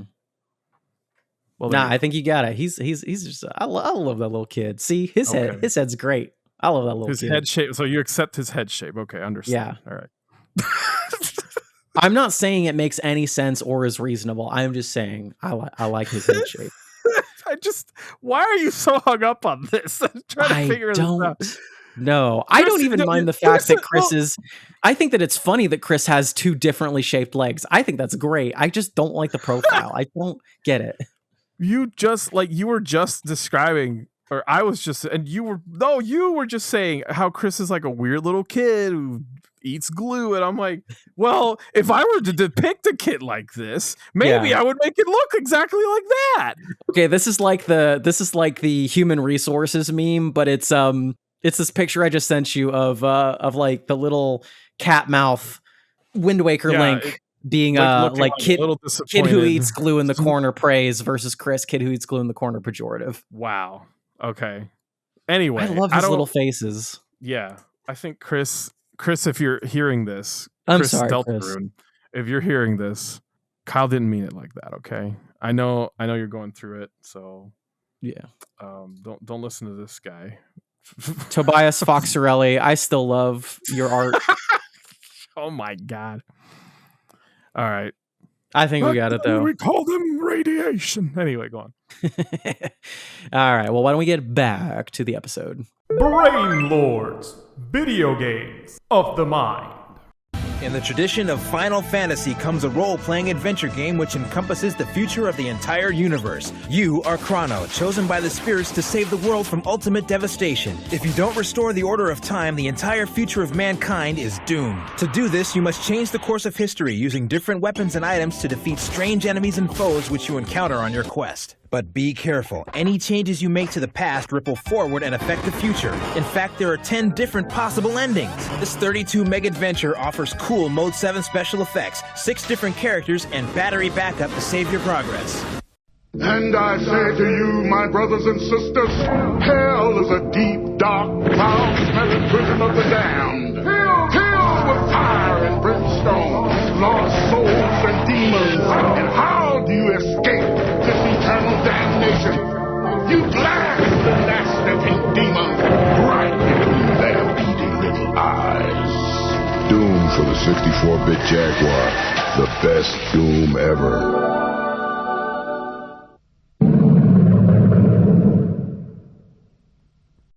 RPG スーパーマリオ RPG ロールプレイングゲームやったことない人も OK マリオと旅に出ようドラマを作ろうロールプレイングゲームやり尽くした人も Come on 満足させますマリオです Oh yeah スーパーファミコンソフトスーパーマリオ RPG スーパーファミコンが4000円安くなるクーポン券付き Brain Lords, video games of the mind. Jorge, got another question for you. What? Enough. That's enough questions. Jesus. Yeah, Go on. what do you mean? You wrote them. What? What? When did I wrote this? Ah! I mean, we both wrote them, but yes. See, why would you do this to yourself, Kyle? Give yourself credit. I don't know. Sorry, maybe I just hate my profile sprite, and I'm just taking my anger out on you and On everyone yourself. else. Yeah. No. My question for you, Jorge, is how have you changed the way you played explicitly to tell a better story for I'm yourself? sorry. I know we gotta move on to the next topic, but I'm just imagining you wake up one day and you're just Chris from Deltarune, and you go to the mirror and you're like, no! Poltergeist, where I'm like ripping off my skin and it's just Chris Deltarune. And then you turn to the side and you start freaking out because you look like the sprite. It's just okay. Sorry, go. Yeah. Okay. Have you changed the way you play explicitly to tell a better story for yourself, man? All the time. I think. Do you wanna get into like examples, like times we've done stuff like this? I mean, I think we talked about this a little bit earlier with directing the camera cinematically in games, and then obviously our anime video games episode. I think our guest there beautifully said it by how they aura farmed. Yes, Dylan. How they aura farmed in Elden Ring, like walking to feel cool, looking around in the vistas, because just like it just felt better. Yeah. I can think of a few things. Go for it. Just recently. So just recently, I played Psychonauts 2. Yeah. That game is dense with like dialogue. So much so that it encourages you to speak to people frequently, multiple times, NPCs and every other secondary character, just to see like what different interactions they'll have with Raz. And in one instance, I guess he knows that his sister is also a psychic, because like, without spoiling too much, Raz's family has a bad history with psychics. So his sister is hiding it from her parents. So you find out just because Raz is like, well, I know, but it's not a big deal. And she's like, you better not tell anybody. Later on, when you're talking to your mom, you have a dialogue option that's just like straight up telling her like, oh, by the way, I forgot her name. Like, my sister's a psychic. And I was like, you know what? No, I don't want to rat her out. I want to keep her secret. I'm not going to tell her. And just for the entire game, I avoided ever picking that option whenever it came up. There's no reason not to. Like, it's part of the story, probably. And they wrote dialogue and recorded spoken lines for it. But I don't want to do it because I respect her wishes. I don't know. I want to be a good brother. Yeah, I want to be a good bro. So, and even though I think your dad knows too, it's just something I don't want to bring up. You don't do that. In fact, most players are encouraged to do that just because there is a dialogue option for it, but I just don't want to. Mm-hmm. So stuff like that. I got an example for you. Mm-hmm. In games that let you pick where you save, if I have the option to save on a bed or in an inn, I will do it. And similarly, in games like Final Fantasy, where you have like tent items that you can use in the field, you gotta pick a good spot to use that tent, bro. Oh, okay, yeah, sure. Like a cozy little area. You can't. Yeah, like maybe next to a tree. Open. Yeah.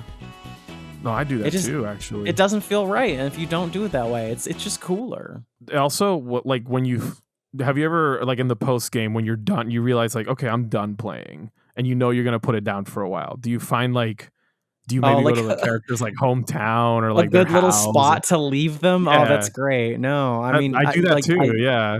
Yeah. Like in Chrono Trigger, I'll go back to Chrono's house or something. No, that feels perfect. Or like, and then turn it off there. You know, like or in Link's Awakening, I'll try to save like in in Marin's house. Yeah, or like on the beach. Actually, right, you know where the I guess the plaza is with the little rooster. Where she's like singing. Where she's singing, I always save it there. When I know I'm done with the game, I save it there and I turn it off there. And I'm like, I just think of him being with her.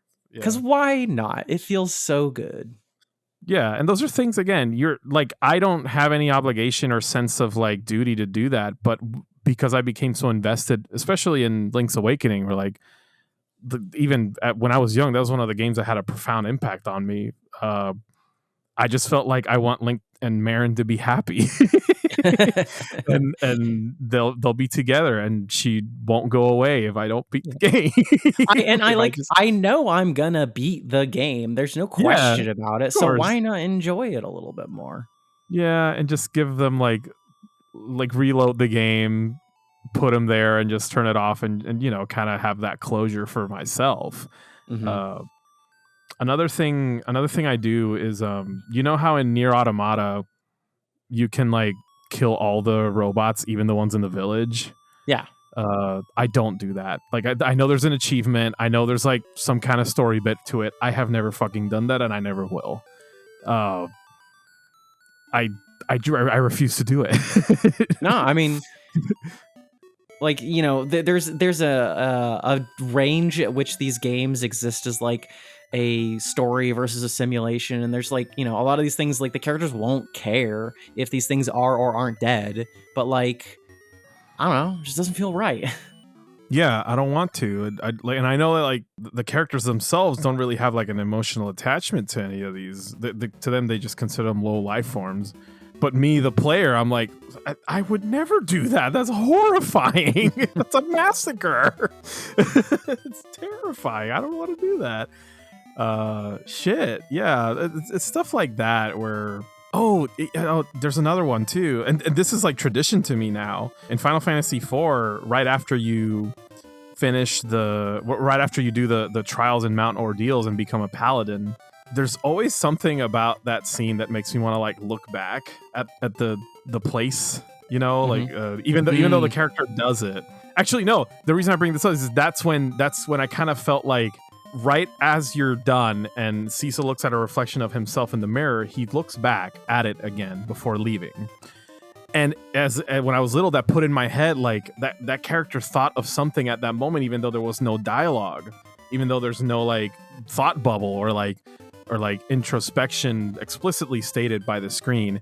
But I myself, the person playing the game, thought Cecil had a moment to think of like who he was back then, or maybe that to reflect on the voice that just spoke to him as a father would a son. And then after that, now in like our other RPGs, if there ever is a moment that is impactful to the main character, especially if they're a silent protagonist, there's always that moment where I turn back to look at like a thing that just happened. Especially the old school RPG where you turn the sprite back around, you just like flick the other direction for just a second. This one, and then they take a step back. I do that in Breath of Fire 1 when spoilers for Breath of Fire 1, 30-year-old game now. When your sister ends up turning into a dragon and you have to fight her, and at the end of that fight, I always look back because the character, the Ryu from Breath of Fire 1 is a silent protagonist to a fault, where like they just do not react to anything. Yeah. But like, except in the intro when they put their sword up in the air. But to me, I'm like, that's probably the climax of the story, and that moment I feel like should have more impact. So I always like before I leave, I always turn back and think, damn, like that was my sister. The last time I saw her was when she saved me from a burning village. Like it's a powerful moment, and I feel like it deserves it deserves my respect, like a moment of reflection and pause. Mm-hmm. In the old Kingdom Hearts games, and you beat a boss, and it does like a slow-mo. Mm-hmm. I don't know about you, but like you gotta jump and like attack and be like styling on them, because that's all you do in those games. The game does not care. You could just simply place the controller down, but why wouldn't you jump and do a cool attack? In Link's Awakening, you know how some bosses like explode and go pa pa pa pa pa pa pa pa? I just keep attacking like and I pretend I'm having like a final like die moment with the nightmares. I changed all the sound effects in Link's Awakening to be more cinematic. He's going like, yeah, take this. Yeah, if it was a modern game, like it just would completely take me out of it. All right, enemies, prepare for total annihilation. Let's do this.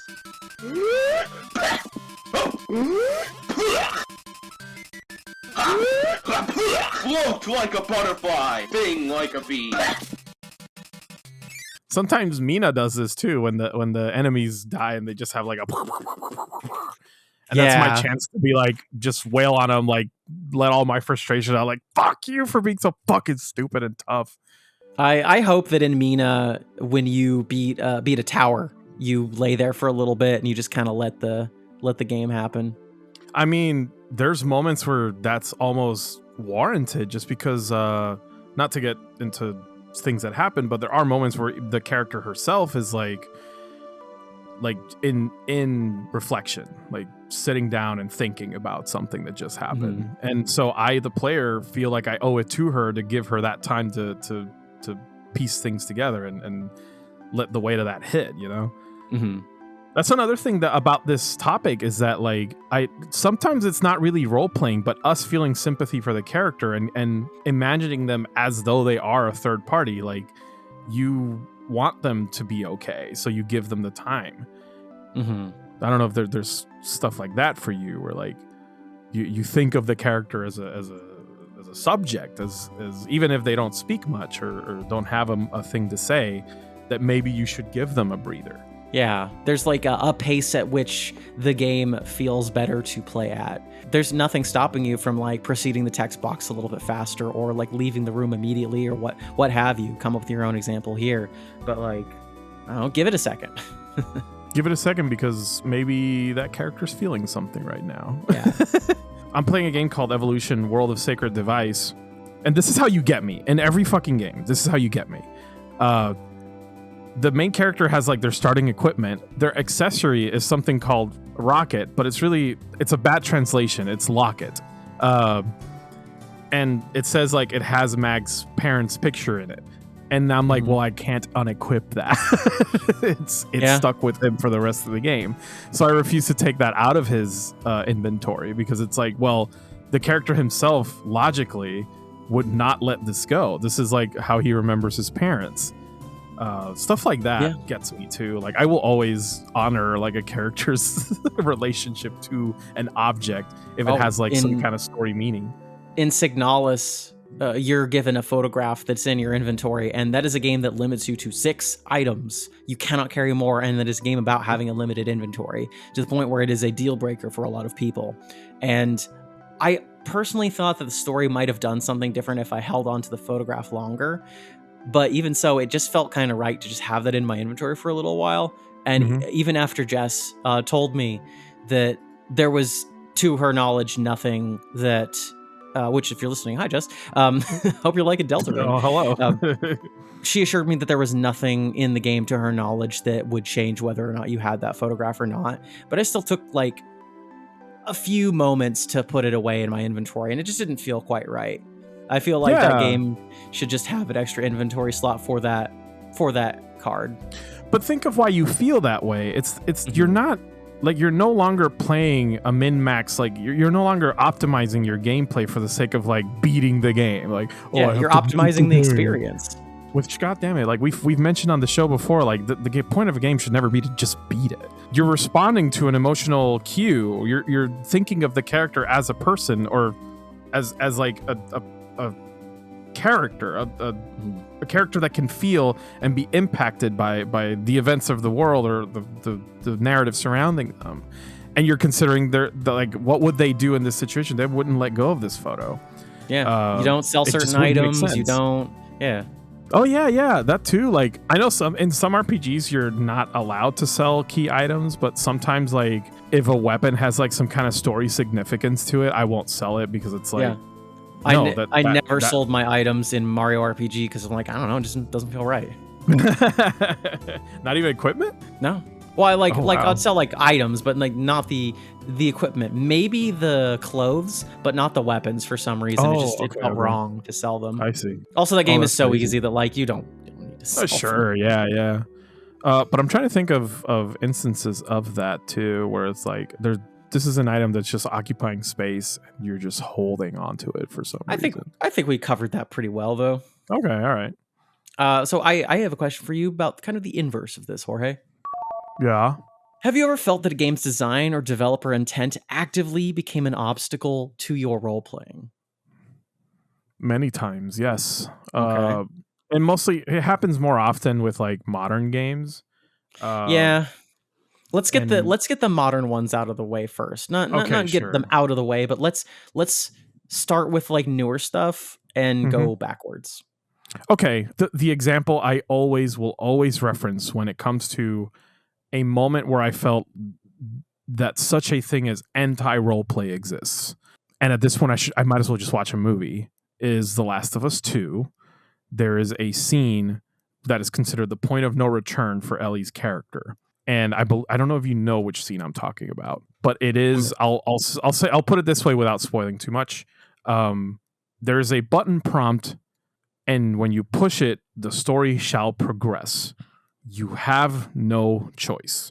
There's nothing you can do to not push this button. The thing is that this particular decision that you're making as this character is a very morally heavy one that you as a player understand this is the point of no return. A lot of people consider this moment to be pivotal, perhaps, well done, brilliant even. I actually found it to be the point the game completely lost me, because at that moment, I understood that what the game is trying to do is make me complicit in the actions of a character that I don't agree with. It's less interested in telling a story from their perspective, but to make me like a victim of these circumstances. That might be me antagonizing the game and like kind of protecting my own experience a little too much, sure. But the point I'm trying to make is that I no longer felt like I was playing a game. I felt like I was watching a movie. And these are the points where I feel like there is no point. There was no reason to make this a button prompt other than to wax poetic about how this character had no choice. And like these things can be communicated in so many other better ways than to put you in a position where later the game can blame you for the actions of this character, because that became kind of a thing that video games are doing in that era of like, don't you feel bad for the things that you did? Oh yeah, and it's like, that game does it over and over and over. And as much as I like Last of Us 1, Last of Us 2 lost me because it was more preoccupied with trying to get you into this, like, I can't believe I just did that state of mind, which I just find kind of pathetic. Like, I don't understand why, like, and don't get me wrong, fine, there's like an expression to that, there's an artistry to that, but it's not what I signed up for. It felt to me like the entire game was the last scene of Last of Us 1, which I hated, but I respected because it was like, yeah, truly at that point, that is the end of the game. Truly, that is the point of no return. So at that, I understand why that exists. But in 2, I felt like it was constantly there. There was constantly like, I can't believe you did that. And I'm like, yeah, of course you can. Because I'm like playing the fucking game. Like, what do you want me to do? So, okay, should I turn it off? Like, that's the other option, right? And I'm sure you don't want me to do that because you want me to praise how good this game is and how it made me do terrible things. I can't believe you killed those dogs. I think we're gonna fucking kill me. What do you want me to do? Anyway, that's my rant. My Last of Us 2 rant. I hate that. That to me is anti-role playing. You're no longer assuming the role of a character. You just like you're in the back seat. You're no longer driving this vehicle. You're on Mr. Bones' wild ride, and it doesn't stop, and the rails end at some point, and you just fly off. So that to me is like the moment I kind of realized like a lot of games aren't interested in having me participate in the story. They just want to, in fact, make me participate in negative ways. I don't know. It kind of put this like this divide in me of like, why make it a role-playing game if you're not letting me play anything? Like you just want me to do that, which we can get into because we did mention some games let you assume a role. So it's not like you ever had a choice in a game in like, early Final Fantasies. But then to make the player complicit in something that like they would never ever do if it wasn't a choice. I don't know. It feels kind of weird. I have a more retro, unless you want to share a little more of your thoughts before I get into my other example of this. Yeah, let me do a more modern one. Sure. So did you play Last of Us 2? What do you think of that? Like, I have seen all of the gameplay of Last of Us 2. I have only played 1. Okay, so but do you know what I'm saying? Where it's like if a game is kind of like forcing you into these actions that are like morally reprehensible, is that artistic or is that like presumptuous? You know what I mean? Like, is there like a problem there? I think these games are losing a little bit of what it means to be a game in a pursuit of being a dramatic miniseries. You know? Okay, yeah, sure. Which they might as well be, right? Because like the point of watching a movie is that you're witnessing the unfurling or the unraveling of certain events and like experience like going along with that ride. Yeah, and I feel like there is a big difference between like I don't know, like there is a scene, let's say in near the very end of Death Stranding where you're asked to point a gun at a character and pull a trigger, and even though there is like one ultimate decision you were supposed to make with how to point that gun, I don't know, the fact that it gives you like the freedom to aim and where to shoot and things like that just make it feel just better in the way that the story is understanding how you experience narrative through play. Okay. It's a better example of the No Way Out scenario you're saying? Yeah. Okay. Is ultimately there is one correct answer of where to shoot that gun, and maybe you have to figure it out, and it can be sometimes a little awkward and you do it wrong. But like, I don't know, the expression that you get in you pointing a gun and choosing where to point that is just, I don't know. Yeah, I would agree that like there is a bit of presumption on the intended narrative on Last of Us 2 that you are just not given compared to other very dramatic, story-rich games.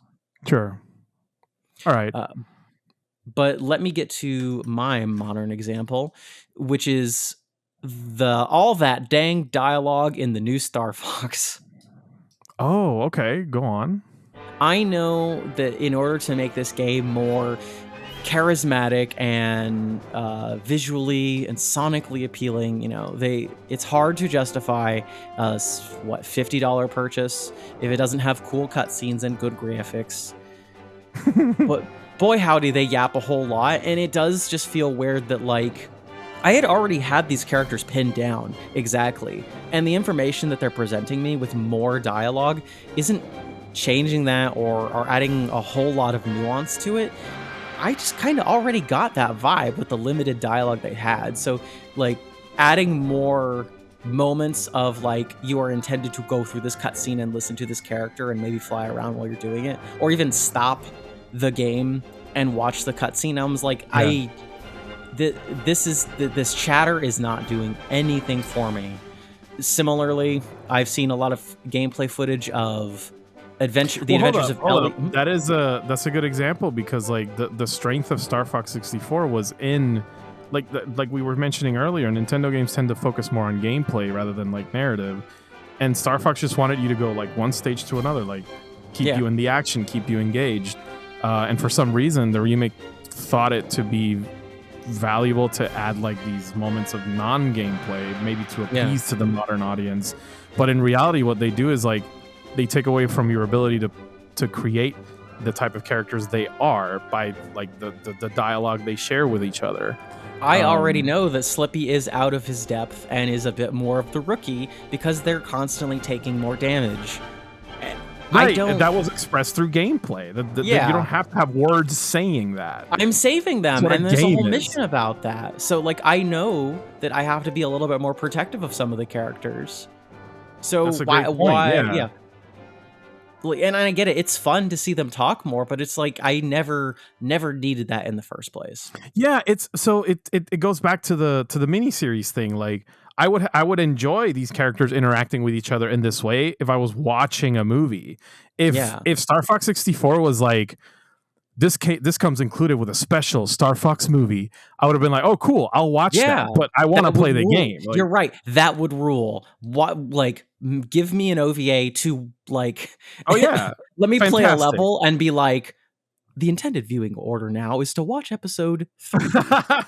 or maybe when you're watching the OVA, it's like after they finish their mission in Zone S, like then they like go into the little dialogue bits. I kind of don't want that baked into the game because it breaks the pacing. It takes away from me being Star Fox. You know, here's my someone like else is galaxy already Star brain C-suite dumbass idea, and that's they make like a mini series like Star Fox the animated mini series. All right, and it's Yeah. a video game, but what you do is you play through the campaign, right, and then you watch the OVA, and then when it cuts to the action scene, it just shows gameplay footage of your playthrough. Oh, that'd be awesome. Yeah. Yeah. That like fuck. That would be a great way to implement like a video game into a episodic experience. Again, included in the game, but make it supplementary. Don't make it like. Don't inject it into an experience that didn't need that. In fact, worked brilliantly without it. I'll tell you one thing. Like the way you could have gotten me to buy a Switch 2 and Star Fox 64 is if I had co-op multiplayer and everyone agrees, okay, you're going to be Falco, you're going to be Slippy, you're going to be Peppy, I'm going to be Fox, and everyone has to play the role of their character in that stage, and then that like gives you a higher score, or that unlocks like different, or if you play out of the script, you get more bonus points if you're Slippy and you're being tailed by a guy, and then Fox shoots them behind you before they damage you. Or if you go off script, maybe you can unlock different routes that you otherwise could never have, like in the original Star Fox game. That kind of stuff would have made me want to play that game because it's adding to the experience of the video game, not the cutscenes, which it's just I don't know. Like, sorry. You hit on something that I'm really passionate about with this, and I'm glad you did. I selected that for good reason. I think also just a lot of the constant chatter and hand-holding in games. This goes without saying. Yeah. I mentioned it briefly earlier, but like, man, any clip I've seen of the Adventures of Elliot, I'm like, they did not need to talk this much. They talk, and then you turn down, you make them talk less, and they still talk too much. It's crazy. I can't look at this like a world, and I'm amazed that Zelda even is withheld as much as it is being like a modern game with the Breath of the Wild and Tears of the Kingdom games. Like they actually have a little bit of restraint, so I can appreciate that.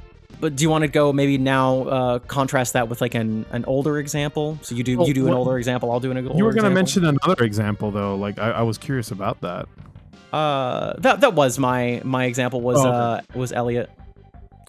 Okay, Elliot. Yeah. Oh man, it's such a shame because that game does look cool, but it looks fun. Just the way that it kind of misses the mark on how the quiet moments did build an adventure game. The way the game will comment on how you should probably push that block on that switch in a room that only has a block and a switch. I'm like, listen. Surely. No one is saying this, but that fucking happens in Dragon Quest VII as well. Like you have the option to like listen to character dialogue while you're playing. And if there's a room with a block in it, a character will go, well, if you stand next to it and push it, it will move. And I'm like, I thank God someone's here to tell me that. I would have never figured it the fuck out. I've played 1,000 fucking games and I would never have known. I am so tired of these baby ass tutorials in video games. They are making things worse for us. I'm oh my God. So yeah, Kyle, let's go into like some retro examples. Okay. You got one or you want me to go? I got one. There was actually, and this is it's a shame for me to say this because this is like not only a really good RPG, it's my favorite Shin Megami Tensei. It's Shin Megami Tensei 4 on the 3DS. I'm unfamiliar. Fucking game. It's the one that got me into the series. My God, it's so good. But it does something that I do not like.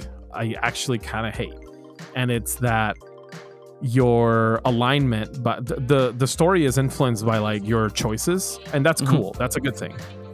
In fact, it's surprisingly like you need to play the game thoroughly until you reach a point where like your decisions have accumulated into like a determined path. So the game keeps track of like way too much shit. However, and that is where I'm getting at with the problem though. Whatever decisions you make will either take you to the path of chaos, the path of order, or the neutral path, what people call the neutral path. Which is a staple in these games, right? Yeah. It's a present thing in a lot of SMTs. Don't get me wrong, the story's great, and even the path that I ended up going through, I was forced to align with the angels because I was too nice to everyone. And by too nice, I mean when someone asks you, hey, what do you think of my hair? I think it looks good. that counts as a decision. Okay. Like you're even just being like my character just being well mannered meant that I had to side with the angels, which I fucking hated, by the way. And so the game is like, you must face Lucifer now. We shall give you our power. And I'm like, but I hate you. I don't want to be on your side. Because that could be entirely selfish, because you're like, well, they might give me something, or I should not attract more attention to myself, so I'll give them what I think they want to hear. And I think that's the context it was made under, but I was just genuinely being like, I decided early on, I will act the character in a genuine way. Like if I feel a certain way, I will say something. And so the problem is that the neutrality path is actually extremely difficult to get to. You need a guide for that. It's unlikely you will stumble onto the neutral path because again, like I said, so many of tiny little choices matter. So if you lose sight of like it's easy to do chaos or order guaranteed because okay, just be an asshole or just be a fucking kiss ass. So either one of those will get you what you want. But if you want the neutral path, will reveal like more of the story. There's a more robust post game if you go that route. Mm-hmm. Do you need a guide? There's no way you're gonna guess your way through that. And I thought that was kind of shitty. Like I didn't like that. Yeah, there's not a way to roleplay that reasonably on your own. No, it'll pigeonhole you into like, let's say, okay, even if you are a jerk, like having to side with literal fucking Lucifer might not be like at the degree of like, hey, hold up. I'm just an asshole. I'm not like evil. So yeah, that kind of stuff it got in the way of me like truly feeling like the game respected my decisions. All that being said, I still think it's fantastic. I still love it. I just would recommend if you want the true ending, you need a guide. You cannot like figure it out. Noted. Would you like to hear my retro example? Absolutely, go on. I don't know if this is going to stir a controversy with you, Jorge, but there are some elements of Golden Sun I think are handled quite poorly.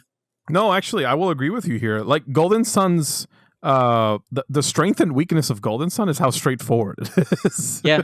So for me, I think the role-playing element, like going as intended, being sort of a detriment to the story, is like Isaac being a silent protagonist. I feel nothing for this character, and then to have them be a vocal character in the sequel is so weird. Oh, that is weird, yeah. to see him go from like a nothing, and like you are able to ask, like your input as Isaac in this game is being asked yes or no through key decision points, and at most you kind of like enthusiastically nod or sort of reluctantly shake your head, and that's about it. And it just feels like, I don't know, guys, like there's, I think we've kind of established in this episode that there's like this fine line between giving the silent protagonist like a tinge of personality that you're able to like interpret or be the vessel for, versus just being like nothing. Yeah. Like at that point, let me design the character, because clearly you didn't feel like doing it. And it sucks because Isaac's character design looks amazing. I love his character design. He goes through the cool arc, like, oh, I'm cool. Yeah, but like, other than the fact that he's like the whole, like what happened to his village, I really can't name like a personality trait on him. And even the others, which I don't think are the most strongly defined like cast of characters. I think at least like Garrett's a little bit more bold, and you know the others are like, you know, the wind sage is a little bit more timid, and the water seer is a little bit more. He had a German name, and Mia is the water girl. Is a little bit more like reserved and logical, but it's not much. But like, I don't know, just I feel like the intent of that game is to put yourself in that story, and I just feel like I am getting nothing from being a part of this silent protagonist. Yeah, and I will agree with you here. I don't think that's too much of a controversial take. It is, like I said earlier, it's the thing you either love or hate about. Ivan is the kid, the wind kid. Thank you. Love or hate, Golden Sun. Some people love it because it's so simple. In fact, that's why I love it. It's I love that about it. Yeah. It can be a breath of fresh air in a world full of convoluted RPGs, but that is its weakness. It kind of has a lot going for it that is a little unremarkable with like the characters. The characters you always remember are the Soteros and Minardi, the two like the recurring villains that are always because they have personality. Yeah, they're cool. And They're Felix great. is cool, but then he becomes a silent Then protagonist. he becomes and a you're silent, like, yeah. I'll give another really quick one too. I feel like a lot of immersive sims, like it's weird to put yourselves in the shoes of this character when the games can often reward you for like weird esoteric min-maxing that just feels so like cool from a gameplay standpoint, but just at ends with like the type of world it's presenting.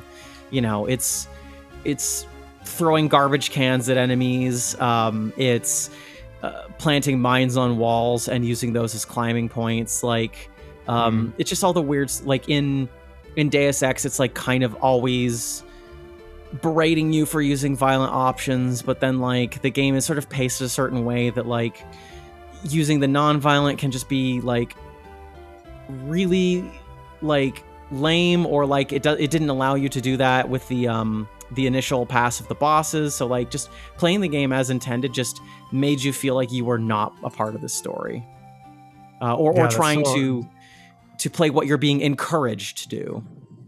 Actually, I would like to make an episode on that. Ludonarrative dissonance. Ludonarrative dissonance. I had that feeling playing Ninja Gaiden 3, Razor's Edge, where the entire time the game is like, well, I think what Ryu is doing is a bad thing. And then you slice a person up into 5 pieces and a little number comes up in the corner of the screen. And you're like, okay, which one is it? Like, should I kill or not? Like, which one? Yeah. And that stuff takes you out of the game. You don't feel like you're in tune with the character. You don't feel like you're participating in the story. You feel like you're actively unparticipating in it. Like treats death seriously in one instance and not in another. Yeah, exactly. Like the Ninja Gaiden 3 is at odds with itself because it wants you to feel the weight and the gravity of Ryu's sins, and then it gives you a really good score if you murdered efficiently. So I don't understand. Yeah, no, I think these are all great examples of like, look, doing the game as intended can sometimes take you out of it. I guess, do you have any closing thoughts on this? On like, what is it about role-playing in games that like is important to you, especially in non-RPGs? Is there something games should be doing? Yeah, we mentioned like the quiet moments is one way to start. Like, just give the player time to think for themselves. Encourage the player to think for themselves. Like, not everything has to be explained by a YouTube video. Like, you have the power to piece together things based on how your subjective lived experiences are. The tools are within you. You just have to tap into them. And games that encourage that are games that give you the time to think for yourself. Not to repeat myself. That's kind of the thing that's being lost a lot now, is that I don't know if it's like designed by committee shit or just the way the industry works now, where like everyone has to compete with each other, so we're afraid of losing people's attention. There's just no time for the player to breathe. There's no time for us to meditate. There's no, like, games should be to some extent meditative. Like, we need quiet moments in our lives. We need moments to think and introspect and reflect on things that happen to us, or maybe like the little character inside the screen. Like, just give ourselves time to emote and feel. And that's one way we can do it. And then the other way is, you know, by way of like your Undertales or like Yumenikis, where you let the player do enough for themselves that they can piece things together through the gameplay. Encourage role playing, even if it, like we were talking a lot about developer intent, whether or not being a factor. Sometimes the developer wants you to be to explore your feelings in a game through the character, and giving moments to do that is like the little snowman in Undertale, where like you can just take a piece and keep taking a piece, and you know you don't have to do that. You can stop or you can keep going. Yeah. And eventually there's no snowman left. And I don't know, that's a little moment of like letting the player do something, but it is designed around it. It is designed around expecting that the player is going to just pick at this snowman until it's gone. Yeah, you can also take a piece of that snowman through the very end of the game, and the game will comment on that. So I think those types of things require a lot of faith in the player. They require a lot of play testing. They require you got it. That's the word. A lot about it. Faith in the player. That's what people need. Mm-hmm. And also just no, you're good. And the room to do it, like designing all those little extra like rooms in Mr. Gimmick took time, but they did it and it made for better art for it. And I think it's just, there's no secret answer to this of like an exact amount, but just learning to spot that as you play games will help you enjoy yourself more in these experiences. Because I don't know, dog, like life is short, and we might as well like use the part of the video game that is play and is like the interactive part, even if it's just pausing slightly on a screen in a visual novel for a little bit longer. Like all I'm asking you to do is maybe react a little bit more, and you'll have more fun, I'll bet. Well, the relationship between the player and the game should be one where like each party is allowed to express themselves to some extent. The game by way of expressing the story to the player, and the player by way of expressing what they want out of the story. Mm-hmm. And this is what I feel like a lot of people should do, is engage with what they play more, because it builds a relationship between you and the game. Yeah. And unfortunately, like occupying all that empty space with dialogue, with features, well, especially dialogue now, it's interrupting the player. It's not letting the player engage, or what's the word for it? Like you send a signal and then you send it back like a ping. Like there's a back and forth between like us as humans experiencing art. There always is a back and forth. There should never be like one side talking at you.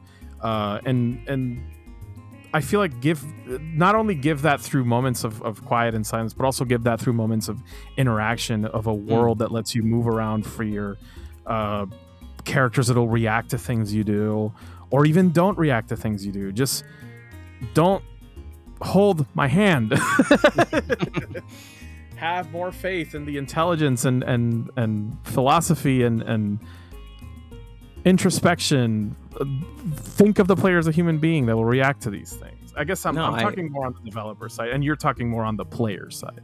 Sure, but I think both need to work in tandem. So yeah, and that's my takeaway. Like, I wish more games allowed me to like think of characters as their own people. Like, I like that when I'm playing an RPG that's a little slower paced, I think of like Evolution, as I was saying earlier, like Mag Launcher and Linear are talking to each other while these dungeons take their fucking time, and each floor is so fucking long, but I'm thinking of each character talking to themselves like okay, so maybe what did they have for dinner that day, or even like what is bothering, maybe something's bothering Mag and Linear wants to comfort him like just by saying nice things to him, even though she's very quiet. She might just be like, it's okay.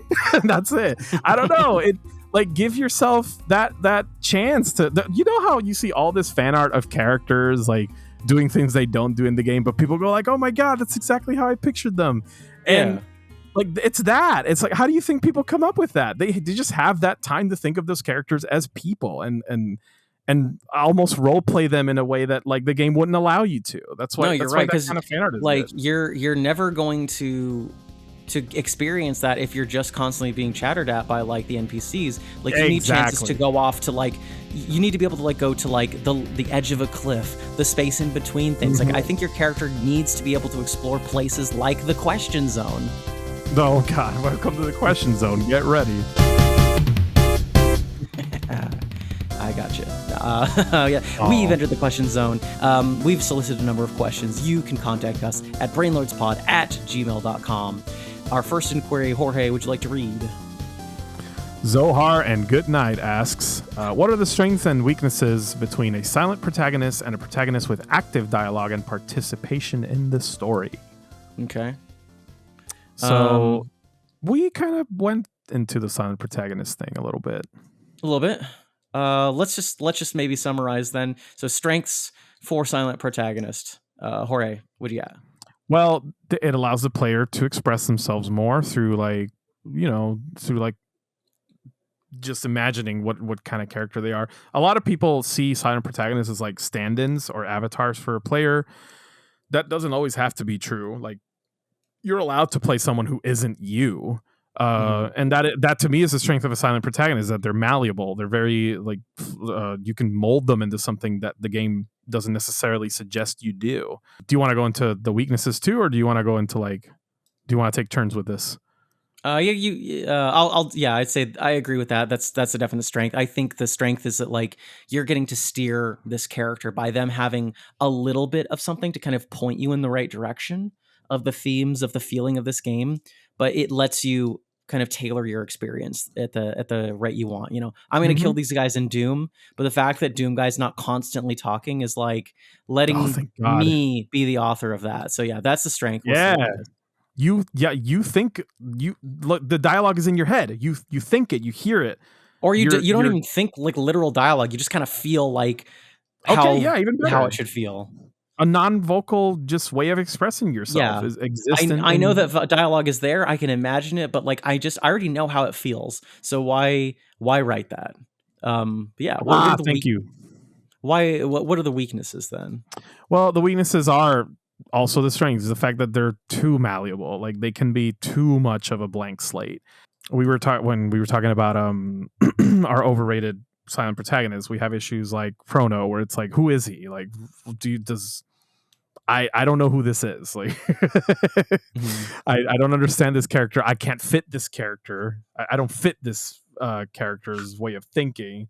They're just a little too blank. They're undefined. They're not transparent, but like to a fault. Like you just don't see anything. Yeah, it's almost like, you know, asking someone to create something wholly like fully thought out from like on the spot is asking for trouble. They're not going to do that elegantly, but asking people to like steer something or edit something or alter something is you'll get so much more out of that. So it's like the weakness of the silent protagonist is that you need to have something there, because if you don't, like, I'm talking about all these ones that I don't like, where it's just like, I don't know, man, like their personality is protagonist. Like, what do you want from me? Yeah, and it comes to a head again now in like the modern age of gaming, where like we kind of do need dialogue to fill the gaps of the quiet moments, and then suddenly you have the Joker situation where it's like, well, this isn't really a silent protagonist, and therefore like I'm just cool kid. That's my personality. I'm cool kid at school. Thank you, video game. Yeah, like I guess wish fulfillment there. Yeah, when if you don't utilize the ability of a silent protagonist to let the player express themselves through them, then what's the point? Just make a character. No, I agree. Well, excellent question, Zohar, and good night. What about I guess that yeah, okay. I guess to go really quick into the strengths of a protagonist with dialogue, I guess like it allows the narrator or the author to steer the story in the direction they want it to. An example of this would be like Final Fantasy X, where like Tidus is not, this is the first time I ever pronounced his name that way by choice, but his character is defined. You are the player character. He is the player character. But because he does have dialogue, he's able to be the fish out of water character and let the player understand the world better through his perspective. Yeah, he's speaking on your behalf. Yeah, and that's a brilliant way of doing a character that is both your player character and also a character in the world with their own thoughts and feelings. And then the wrong way to do that is like, I'm sorry, like, yeah, like an Ellie from Last of Us, where it's like at one point you start wondering, why am I even playing this character? If they already made their choices. They've already decided that they're going to fuck everything up, despite what the player thinks is a terrible idea. I know that this might be like a little old fashioned of me when I'm saying like, well, characters should be a certain way, but there's always that like conflict of like, if you're not allowing me to have any agency, then I might as well watch a movie, because that's the experience I'm going to get, and I'm not going to complain about it because that's the nature of that medium. A good character in a video game, if they're written well enough, it lets you imagine all the scenarios in the game that do not have dialogue. And there you go. excellent question. Next up is Fox McCloud of the Clan McCloud asks, is he Scottish? I am immortal. That's a reference to Highlander. Okay. How important is it for you as a player to feel connected to a main character? I like this question. Yeah, I'm trying to think of an example of a character I hated, but I thought was a better story for it. Oh, sure. I mean, you know what's funny? Ironically, Last of Us 1. I hate Joel. Yeah. I fucking, fuck him. Terrible person. Yeah, he sucks, But the story happens because of him, and you have to go from point A to point B, and you are motivated to see the story because of, like, the suspense that they put through, like, obfuscating certain details about his past. That's good. That's a good way to do that. I don't feel connected to him, but I feel engaged enough to play the game. It's ironic how, like, Last of Us 1 and 2 for me are so, I sort of, like, dichotomous. I don't know what the word would be, but just so polar opposites in terms of the experiences I had with them. Yet they do the same thing. It's fascinating. We're doing, like, being characters that are, like, objectionable, but you see why they think they do. And I guess specifically in a game, like, there is a strength of, like, well, I don't like what I'm doing, but the gameplay of the game is interesting enough and it is expressive enough to allow me the freedom to, like, explore the aspects of this character I do not like. So you would say it's not really that important as long as it's a well-written story or a really good game.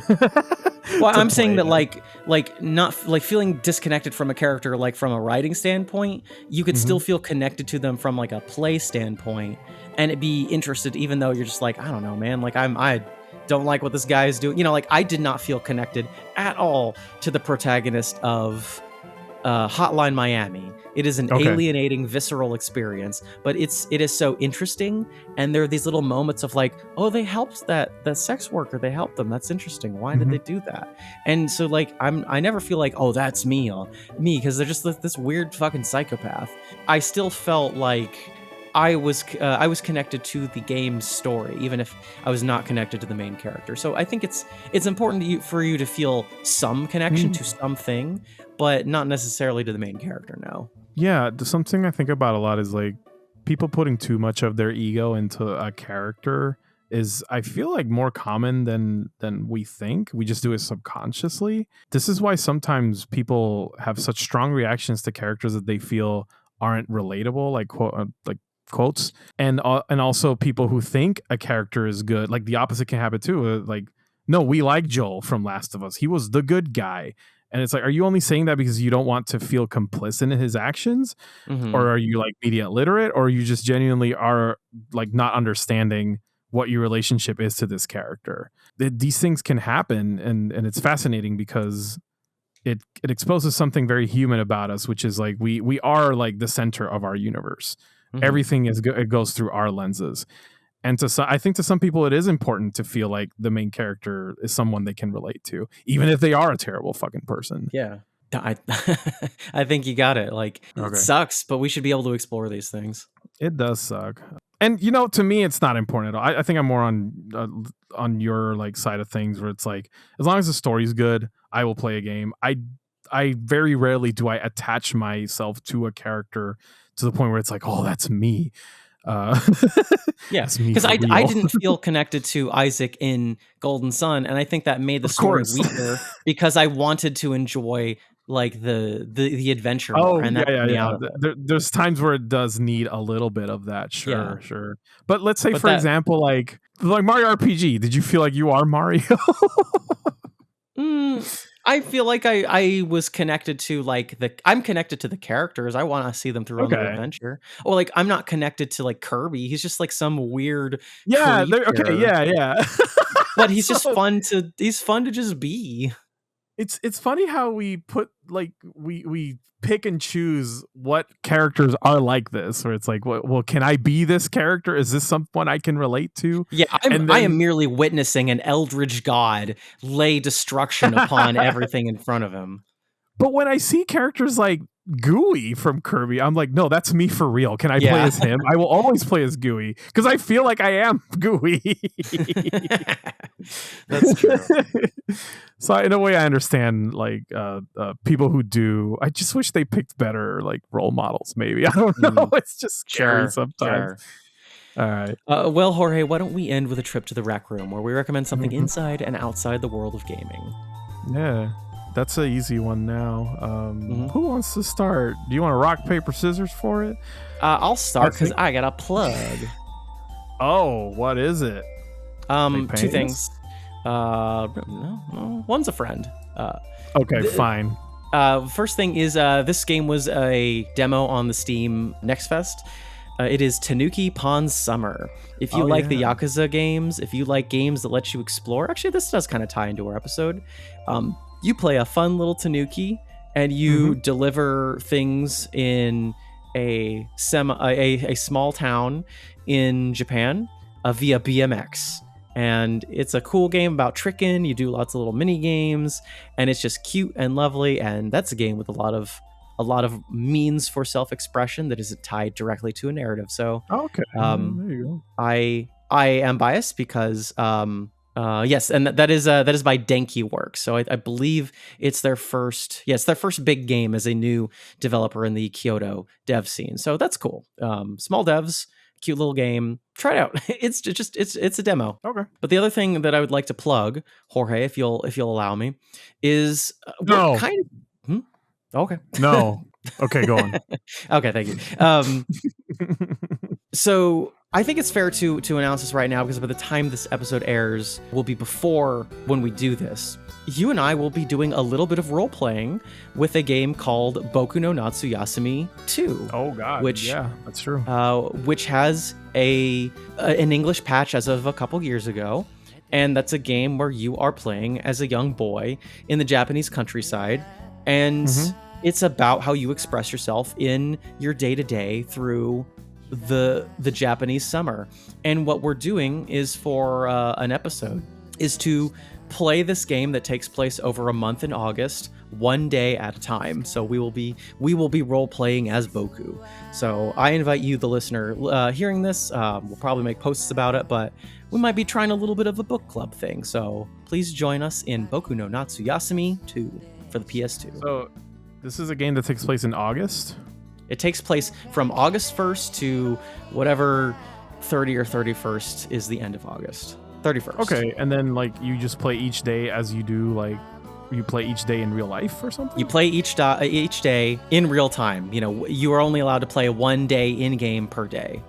Oh, so you're not allowed to get ahead. If you miss a day, you can do two. But yeah, let's be reasonable here. But if you're gonna be busy, you can. Right, do what do you two think? or I do play games all the time? Ha ha ha ha ha. But yeah, so you can role play as Boku in this instance. Okay, sure. I will Boku the Natsuyami twice. My turn. Yeah. You got what's your gaming? Well, I'm excited. Well, you don't have like a not game thing. Yeah, my non-gaming is pretty quick actually. Oh yeah, no, just do it. My wife got her brother's Crunchyroll account. I canceled mine because Crunchyroll sucks. Should I cancel mine? What happened?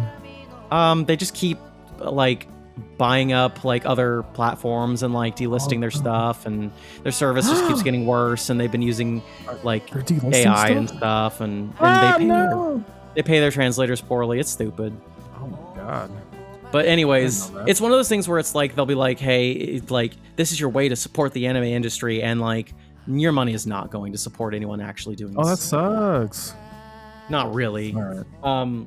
So I would say, however you get Witch Hat Atelier, it's a lovely anime.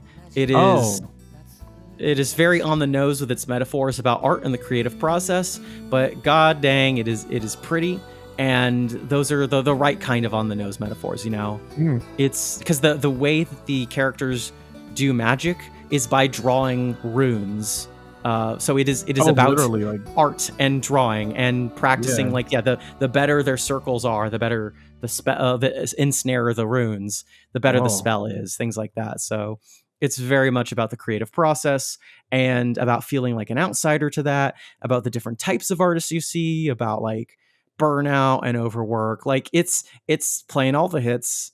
It's not Wow. exactly gonna like surprise, like, it's aimed at a younger demographic. I'm saying that like it's lovely in what it does, and I love all the different like types of people that you see and how they interpret like the artistic process, and it just does it really well.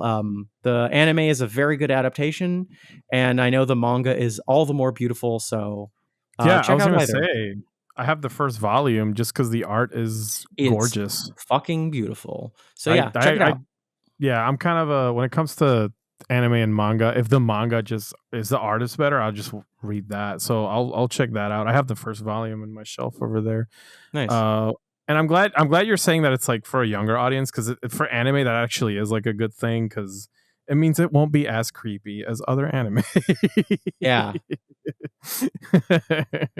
It means they'll have some fucking respect. Anyway. No, if anything, like the relationship between like the teacher and the students is very wholesome and interesting, and also like nuanced. There's like not everyone is like, oh, nice. Yeah. I want nuance. That's what I want out of my anime these days. Like someone can talk to me like an adult. I'll appreciate it. Yeah, and that's what it feels like. It's like if you're an adult and you're able to recognize this like type of person, you're like, oh, there's some shit going on here. That's all I asked for now.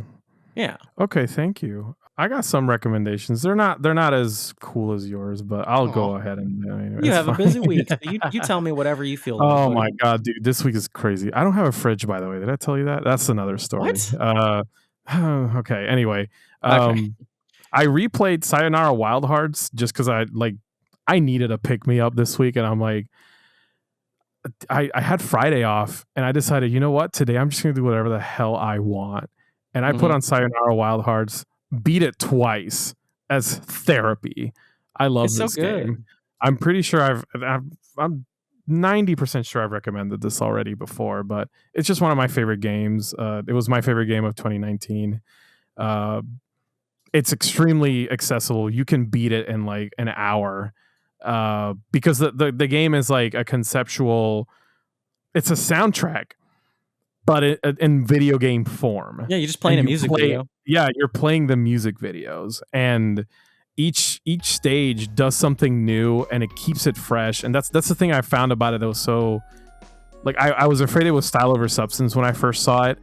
But once you play it, you realize, no, there's a lot of thought put into like how this game plays. And, it might not have a lot to do with like the topic of this episode, but there are moments where I feel really in tune with like, what could the character be thinking? There's a part I love, and I don't want to spoil it, but the final boss is like, it's something you have to think about. You can't just like, there's a reason that the final boss looks the way it looks. And you have to give it some thought, and I did, and I was like, "This is great. This is why I love stuff like this." And it could only do that if I assumed, like, if I thought about what the character was thinking at that time and when that happens. Highly recommend it. It also has a lot of little like it does references to other video games in a way I love, where it implements them organically, and it's not just like hitting you in the face with like a reference so that you go, oh wow, that's so cool. It actually implements these things into gameplay, and you're like, oh, I see what this was inspired by, and that's cool. They made it their own thing. Good job. And then for the non-video game recommendation, I just got my 4K for my birthday. I got my 4K edition of Speed Racer, the movie. Oh yeah, the Wachowski movie. Probably my favorite Wachowski movie, actually. Yeah, I'm not kidding. I'm excited to. I haven't seen it yet, but I'm very excited to see it. It's a movie that like is near and dear to my heart. It's one of the examples I use of like, if you're gonna adapt an anime into live action, lean in on the goofiness and make it colorful and make it cool. Like that, it's shouldn't be as hard as we're thinking of it. I recommend it. It's kind of really freaking long. That's probably why it didn't do so well in the theater, because it's like, it looks like it's for kids, but it really isn't. No kid has a 2.5 hour attention span for a movie that's just constantly throwing shit at you. But I love it. It's a treasure, and my God, I can't wait to see how good it looks in 4K. I've been waiting for this for a while now. Yeah. Yeah. I haven't watched it in a long time. Even as it came out, I was like, this is awesome. I don't know why y'all are. I recommend the rewatch. Oh yeah. It did get a little bit of hate back then. It did. No, I on rewatch it holds up. It's such a. Again, it's like there's two ways to adapt an anime. You are take it really seriously or you don't. And Speed Racer somehow sits beautifully in the middle of that. But yeah, recommend it. You'll like it. F-Zero the movie. No. F-Zero the movie is Redline. You know that. Well, F-Zero the animated movie is Redline. That's F-Zero okay. the live action is yes. You're right. Well, this has been Brain Lords, the podcast that always sits on a bed before they save the game. You can find us on social media at BrainLordsPod, and if you made this far, please help us grow.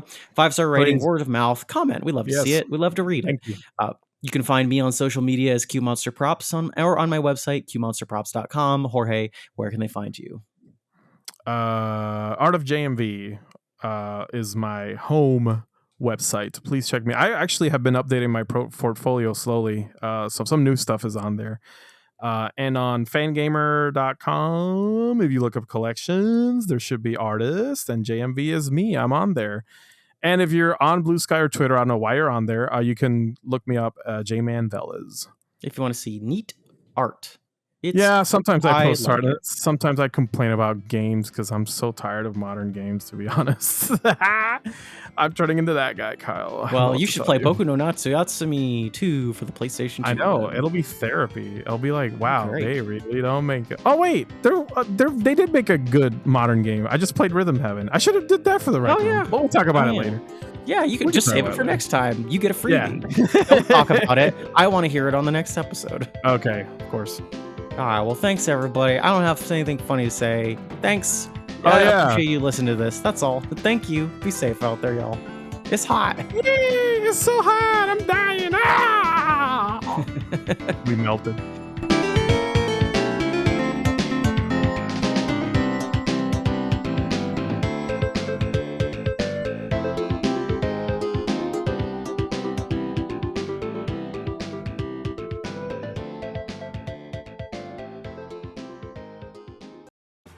Next week on Brain Lords, we attempt to solve the equation for just how many hours of fun per dollar you should get when you buy a video game.